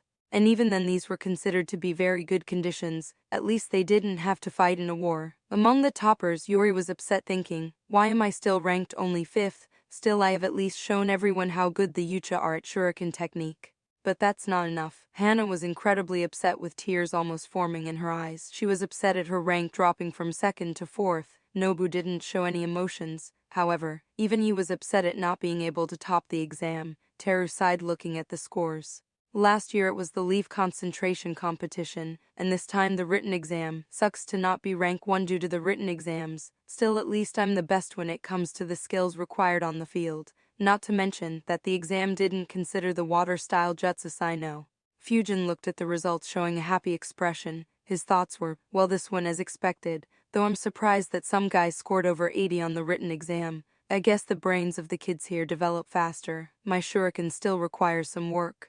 But that's fine. In taijutsu I doubt I'll be able to surpass Hoka unless he slacks off. In ninjutsu I'm on par with Teru and others. Heck, I could have made 8 clones and decreased their scores if I wanted to, but there was no need for it, so it's going good. Next I should focus on elemental jutsus. However, then he frowned mentally thinking, still, the performance of the kids in this exam has been so good that I'm worried they may make a few of us graduate early. I'm glad that Genki hasn't started teaching about all the other important stuff yet. I guess his plan was to allow everyone to learn ninjutsu and fighting skills first so that they can keep improving them over the years. Though with the pace at which he has been going, it makes me wonder if he wants to make us graduate early or teach us more complicated stuff. Genki looked at the expression of all his students and sighed. He noticed that only Fujin had a happy expression. Nobu was expressionless as always and Teru just looked a bit down. Almost everyone else was incredibly upset. He sighed. I got excited and made the marking system really in favor of the geniuses. Last year's results made them more competitive. However, this year's might have a detrimental effect. I'll need to talk individually with everyone in order to pacify and cheer them up, so that they take this exam results as a motivation to do better in the future. He then glanced at the Inuzuka kids. I guess I should call their parents too. The exams ended with another brainwashing speech by Hiruzna. He called Fujin forward and asked him what reward he wanted this time. Fujin stepped forward and said, Lord Hokage, could I get to learn the shadow clone jutsu? Hiruzna was really surprised by this request. He asked, where did you hear about the shadow clone jutsu, and why do you want to learn it? Fujin showed an excited expression and said, Lord Hokage, we were told that the second Hokage had started this academy. So I became quite interested in him and hence read a lot about his life and everything he did. On understanding more about him, I was very inspired by him, and when I read that he had created the shadow clone jutsu, I became very interested in it. Also, the jutsu seems very useful. Having a clone that can actually do something will be very helpful. He then looked at Hiruzuna with expectations. Hiruzuna looked at the excitement shown by the young student in front of him. Looking at the respect he had shown to his sensei, he emotionally thought, "Sensei, even after being dead for decades, your will of fire still inspires the kids in Konoha." Hiruzuna had sensed his chakra level during the taijutsu tournament. Fujin, wanting to ask for the shadow clone jutsu, didn't bother hiding his real chakra level. Hiruzuna thought, his chakra level is sufficient to be barely able to form one shadow clone. Fine, I'll give it to him, but I need to warn him about the dangers of that technique. Hiruzuna nodded and said, "All right, I'll prepare the scroll for you. Come to my office tomorrow at noon." Fujin showed that he was even more excited on hearing that and thanked him immediately. However, on the inside he was quite shocked. He thought, that's it, a few good words about Tabarama, and he agreed. Should I have asked for Flying Thunder God or Impure World Resurrection? He sighed internally and further thought, then again, Shadow Clone isn't really a very complex jutsu. It is just B rank and even elite chunins can easily access it from the library. Also, my respect for Tabarama was genuine. Unlike Hiruzuna, he did do his job properly. Though how he died in war despite knowing Flying Thunder God is a mystery to me, so Hiruzuna wouldn't be able to pick up on anything, and Tabarama creating that jutsu is written down in scrolls about him in the library, so I guess there wasn't much to be suspicious about. With those thoughts, he walked back to his fellow students. Genki then announced about meeting with everyone personally tomorrow and gave everyone a time slot. He asked them to bring at least one parent along. Chapter 19, Shadow Clone Jutsu, the following day. Genki was very busy with the counseling of all his students. Fujin was the first one in at 8 a.m. as Genki had set the schedule according to their ranks. Seeing Fujin, Genki's thoughts were, this kid has done well, but he is only an orphan. I don't think he has any idea how vast this world is. Even though he ranked first twice consecutively, there is still a lot he needs to do. I need to ensure that he doesn't get arrogant and lose his way. Fujin first greeted him. Good morning, sensei. Genki replied, good morning, congrats on your performance yesterday. Fujin smiled and replied, thank you sensei, and took his seat. Genki smiled, and then quickly got serious. He said, so this meeting is in order to review your performance until now and to see what you should do in the vacation and in the next year. Of all the students from this class, I have interacted with you the most, so don't worry and listen to my advice properly. Feel free to ask all your doubts. Fujin nodded. Genki continued, your performance has been very good so far. With you ranking first in both years, that is very obvious. However, in both exams, it was only due to you scoring very well in one exam that you ranked first. Fujin nodded seriously, while thinking, I'm not even 8 years old yet. Should you be having such a serious talk with me? Are 8-year-olds supposed to understand this? Genki on the other hand thought, the kid didn't get upset. He is more mature than other kids his age. Genki continued, so you will have to put more focus on other areas. Tell me, what do you do after the lecture is over? Also, what do you do on weekends? Fujin had already guessed that such a question might be asked. Though he had thought something like this would have been asked long back, he replied, Sensei, I mostly study what you taught in class, try to understand it. Then I train on the ninjutsu you taught us, or I do leaf concentration exercise. And before sleeping I meditate. On the weekends I study a lot and also train on my sensor skills. What Fujin said was a properly thought out answer he had prepared long back. Showing a major focus at studying would explain why his scores in written exams were so high.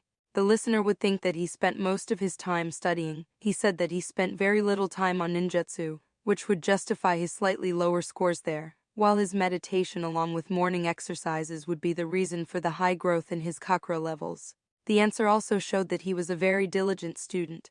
Genki wasn't surprised with the answer. He had guessed that it will be something along these lines considering Fujin's performance. He said, I see, now let's look at your performance this year. You have done very well in the written exam.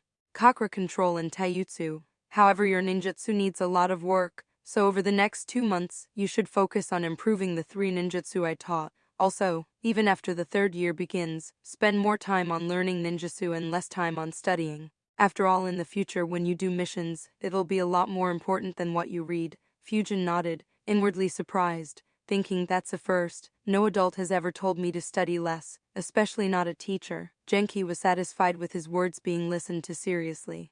He had a little gift in order to get Fujin work more on ninjutsu. He said, I know that you have asked Lord Hokage for Shadow Clone Jutsu, so do learn it properly. In the future it'll be very helpful. However, I have a little gift for you." Saying this, he put a paper in front of Fujin. On seeing that paper, Fujin sighed internally. "I wasted my 100 ryo," and then asked curiously, "Sensei, what's this?" Genki replied, "This is chakra paper. It'll tell you what your chakra nature is. Here, pass some of your chakra through it." Fujin did it. The chakra paper split into two. He gave Genki a puzzled look. Genki then explained a bit more about chakra paper and said that Fujin's chakra nature was wind. Fujin nodded excitedly despite already knowing it. Genki said, "The way to train your wind nature is that you should take a leaf and try to cut it with your chakra alone.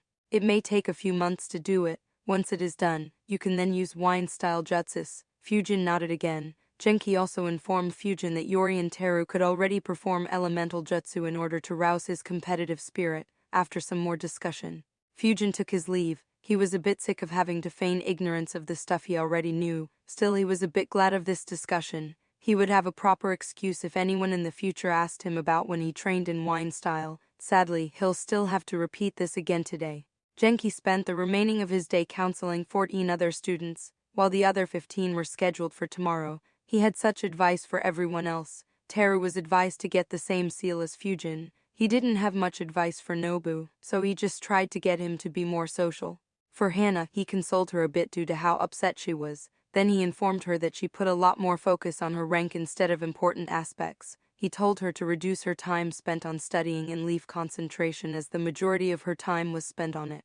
Instead, he asked her to focus more on ninjutsu and taijutsu. For Yori, he strongly suggested his parents to ensure that he meditates for at least an hour daily. For Hoka, the advice was to focus more on academics. And in a similar way, the advice continued all day as well as the day after. At noon, Fujin visited Hokage's office. Hiruzuna handed him a scroll saying, "This scroll has the shadow clone jutsu. You are not allowed to share this scroll with anyone else and have to return it to me after you have learned it." Fujin nodded. Hiruzuna then talked a bit about the shadow clone jutsu. He warned Fujin, for the time being and maybe for the next year, don't ever try to create more than one shadow clone. Also, when you dispel the clone, all its memories will be transferred to you, and that might cause you a huge headache, so always be careful while dispelling your clones. Also, don't use shadow clones while you are sleeping, it'll be very bad for your health. Fujin nodded and thanked him again. Hiruzuna then talked a bit about Taburama, and Fujin had to feign interest in listening to it. After half an hour of stories, Hiruzuna finally let Fujin go. Fujin sighed and complained, "Isn't a Hokage supposed to be super busy with his paperwork? Why did he have so much time to talk with me?" 2 consecutive sessions of having to feign ignorance as well as interest had Fujin a bit tired. He decided to skip his ration bars and instead went to Ikiraka for lunch. His thoughts were, "Fuck it, I have saved decent amount of money, I can afford to treat myself for today." Soon after lunch, he started training for the Shadow Clone Jutsu. After reading it properly, he thought, "This is easily the most difficult jutsu I have seen yet. The process of molding chakra is very complicated, makes me wonder how did that brat learn it in less than a day." However, the shadow clone is a bit more flexible than the one in Naruto. Chakra doesn't necessarily have to be distributed evenly among my clones. It is up to the caster's will and capabilities in deciding how many % of his chakra must each clone have. He could create them with equal chakra to hide himself, or give it more or less chakra depending on the need. Another difference is that dispelling the clone won't return all its chakra to the original body.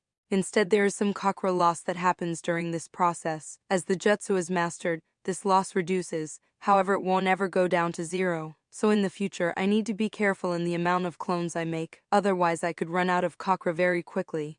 On finishing his analysis, he began learning shadow clone technique. Knowing the basic clone jutsu helped a bit. The training continued for a while. Fujin noted that this training drained his chakra very fast. He could only practice for an hour before he was out of chakra. So from the next day he practiced shadow clone jutsu as soon as he got up, then around noon, and finally again in the evening, getting 3 hours of training done while doing either physical exercises or meditation for the remainder of the time. He also carried a few leaves with him. On the 9th day he was finally able to make a clone. Fujin noted that while molding the chakra is more difficult, its execution was much easier than the body flicker jutsu. After another 6 days he was finally able to create an acceptable clone. It was entirely identical and took half of his chakra.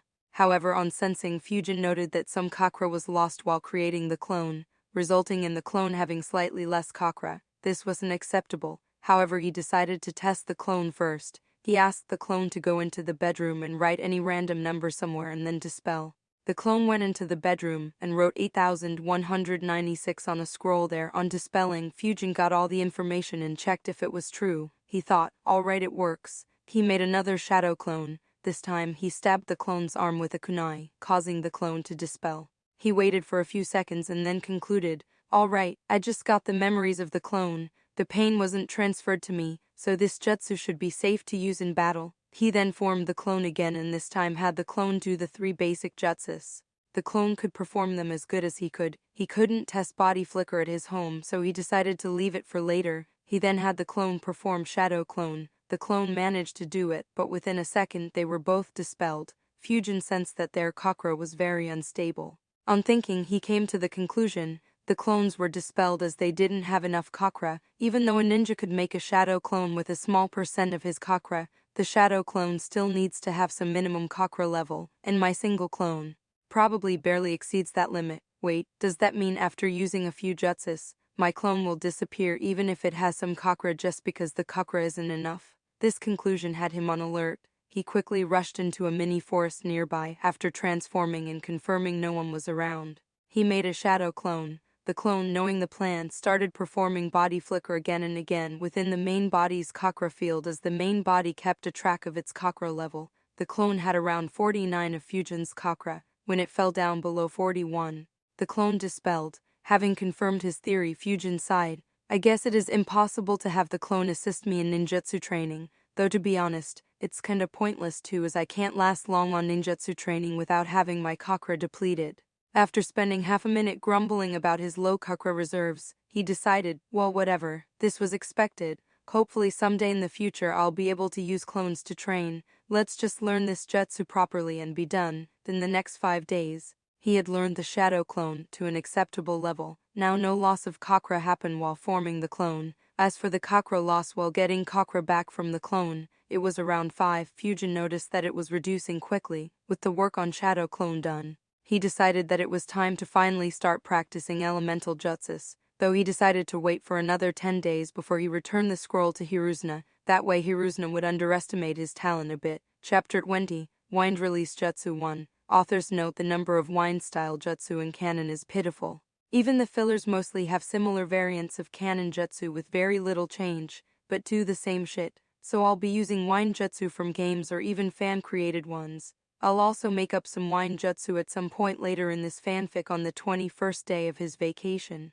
Fujin made his way to the library. On the road he thought about a lot of wind-style jutsu. His thoughts were, finally I'll be starting with wind release jutsu. In the series, wind was probably the least powerful element. Though Naruto had wind nature, all he used was race and endurance. Temari did have a lot of jutsu, but she used a giant fan. Kakuzu's used pressure damage, which was very lethal. I think there was also great breakthrough used by Orokarishim and probably Gale Palm used by someone. And lastly Danzo used his vacuum jutsu which were very lethal. Sadly other than Temari, no one else specialized in wind jutsu, and the number of wind jutsu were very low too. Luckily this world does have a lot more wind release jutsu. I might be able to form a comprehensive battle system through it. Last time I just read their names. This time I'll be reading their scrolls too, and then decide the set of jutsu to practice. Still I wish I could have got to read the descriptions of higher ranked wind jutsu as well. It would have been very helpful in order to decide. On reaching there, he went through entire sections E and D and made a list of all available wind release jutsu.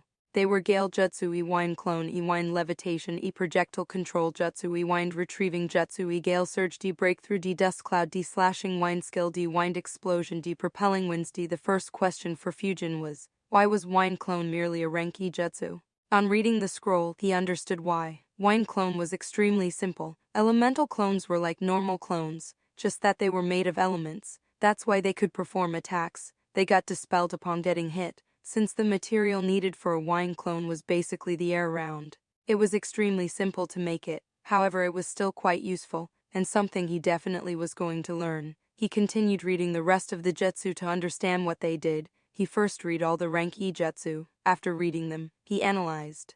These jutsu aren't lethal. Actually, they don't have much use in battle either if compared to other jutsu. Instead, I think that they are the means to improve the control of the wind element. I think they will be very important in the future when I will be learning more complex and powerful wind jutsu.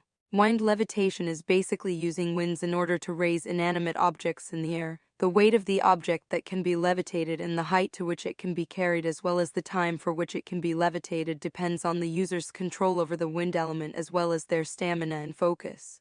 Projectile control jutsu uses wind to control the projectiles launched around the user, so a shuriken or a thrown kunai or senbon can be manipulated to change direction with the help of winds. Wind retrieving jutsu uses winds to pull objects towards the user. It's similar to Nagato's universal pull, except it's done with the help of winds and power depends entirely on the user, and gale jutsu just creates a small wind flow in a direction. It doesn't cause any harm, but has a couple of good uses. For example, it could be used to cover up any footsteps left behind, or change the direction of winds around you to restrict the directions your scent can be carried to. Besides, it probably also serves as a base to all wind jutsu that involves blowing out air. On concluding his analysis, he sighed thinking, I'll have to learn all these jutsu, not for combat, but to improve my control over wind. That said, wind clone, levitation, control and pulling, these are excellent jutsu for pranking. I wonder if the ones who made these were pranksters or something. While thinking about it, an incredibly evil idea popped into Fujin's head.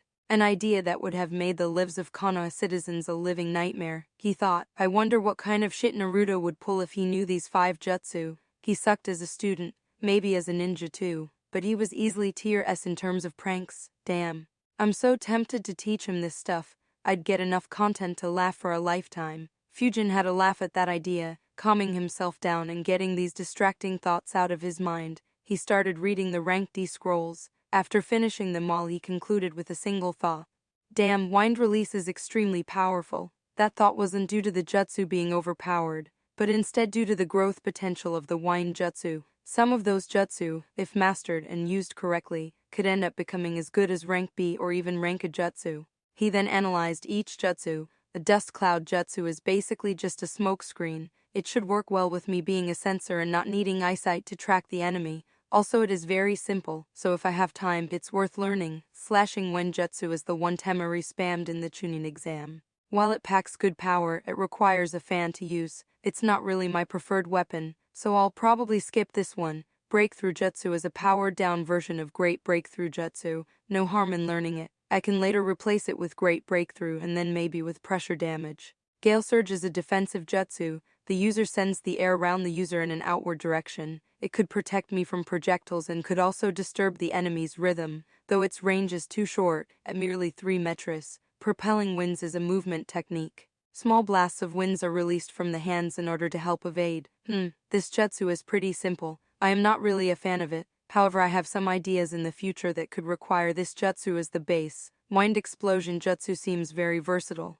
Chakra is infused into wind to form into a ball-like race engine, and it explodes on impact. Though it isn't as powerful as the race engine and only causes slight damage, it is a very interesting jutsu. I wonder if a combination of this jutsu and wind clone jutsu exists. It could make wind clones extremely lethal. Having analyzed all the jutsu, he had to make the tough final decision of deciding which jutsu to learn. He thought, all of these jutsu have good uses, however, will I be able to learn all of them? He was lost in his thoughts. Not able to reach a conclusion, he decided to calm himself a bit and analyzed further. As for how many of these jutsu I can learn, will depend on my speed of learning these jutsu, and just learning is rather pointless. I'll need to master them. For now, let's eliminate the ones I don't want to learn. It will be slashing wind jutsu. He sighed. This is the only one I don't want to learn. I want to learn all the others. Never mind, let's list them in the order of importance. Rank E jutsu are important to be able to get a better control of wind nature, so they are compulsory. Among the remaining, wind explosion jutsu would probably be the most useful considering its future potential. Next would be wind propelling jutsu. While it in itself ain't that good, however, if in the future I'm able to create small blasts of wind willingly around my body to propel myself, then that might become a deadly fighting style. Breakthrough jutsu would be next as it forms the basis of a few stronger jutsu. Also, it provides an AoE option. Gale Surge and Dust Cloud will be the last ones. Gale Surge provides defense in one direction, but it is very temporary. And Dust Cloud just provides cover. I suppose that's enough calculations. I still have a few years before I may have to fight, so let's just try these jutsu. Hopefully a year will be enough for it. Next year I would like to learn a few Earth-released jutsu and probably 1 or 2 genjutsu.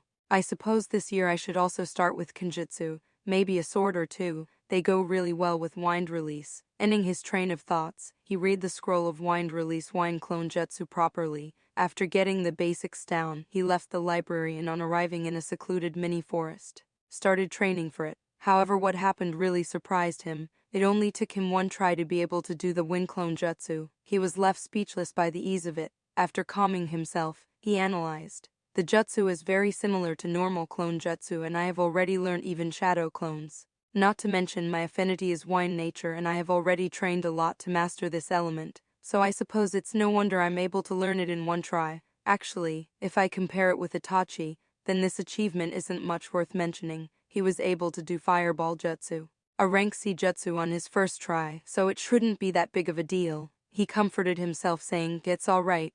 This is the fruit of my hard work over the last 3 years." He spent the rest of the day testing the capabilities of his wind clone. Unlike shadow clones, it didn't transfer memories back, but it didn't require high amounts of chakra either. Since it used the air around it, Fujin guessed that this is the most chakra-friendly clone jutsu. In merely a few hours he managed to create 10 wind clones. It could do all the jutsu the main body could, except shadow clone, and would dispel on taking a hit. After experimenting, Fujin realized that in a head-on battle, wind clones would be more effective than shadow clones. Many times that day, he had the thought of going back to the library and learning another jutsu. However, he didn't act on that urge as it might have attracted attention. He sighed thinking, "I should have found a way to steal those scrolls." After being satisfied with his progress, he returned home. On the way, he had a peculiar thought about the jutsu he had learnt so far. He thought, "Of the 6 jutsu I know, 3 of them are clone jutsu." The next day he read and learnt gale jutsu. He had to first gather the chakra and then expel it from his mouth as a gust of wind. He was able to perform it properly after a few tries. The jutsu was really harmless. When he tried it on a tree, except some old leaves falling down, it didn't cause any harm to the tree at all. After an hour of practice, he could cover up the footsteps he left behind. Using the jutsu to change the direction of wind in a small area took a few hours to practice. Though he had no idea how successful or unsuccessful he was at covering up his scent, he decided to have an Inuzuka check it sometime in the future. The next day, he tried learning wind levitation jutsu. While he didn't get this one on his first try, he still managed to perform it correctly within 10 minutes. He was able to levitate a leaf in air at a height of about 5 meters. It took him half an hour to do the same with a pebble. By the end of the day, he could levitate stones with a diameter of 15 km at a height of 15 meters and maintain it for 78 seconds. He had read in the scroll that this jutsu could be used to lift a boulder over 100 meters in the sky, and he guessed that even that wasn't its limit, so in the future, he could keep practicing it to his heart's content. The next day he tried the projectile control jutsu, and he finally had a challenge. This jutsu needed really fine control over the wind. He created a wind clone and had it launch shurikens and tried to control it. After a few hours, he managed to change the direction of the shuriken, but he couldn't control it. Since the shuriken spun, he felt that it made the jutsu harder and decided to experiment with the kunai instead. It decreased the difficulty considerably, and at the end of the day he managed to maintain decent control on a thrown kunai. He practiced this jutsu for another 3 days in order to get a better hang of it. After these 4 days, he felt as if he had a better grasp on the wind element. The following day he tried the wind retrieving jutsu. Attracting an object towards yourself by having the winds flow towards you proved to be a challenge. The wind flowing towards yourself was the first obstacle. The second was that if he was able to create a strong enough wind flow, he himself would be affected by it. That issue made Fujin wonder if he could create wind paths around himself to perform this jutsu. He left that thought for the future. It took him 3 days to learn this jutsu and be comfortable with it. He returned the shadow clone scroll to Hiruzuna after that.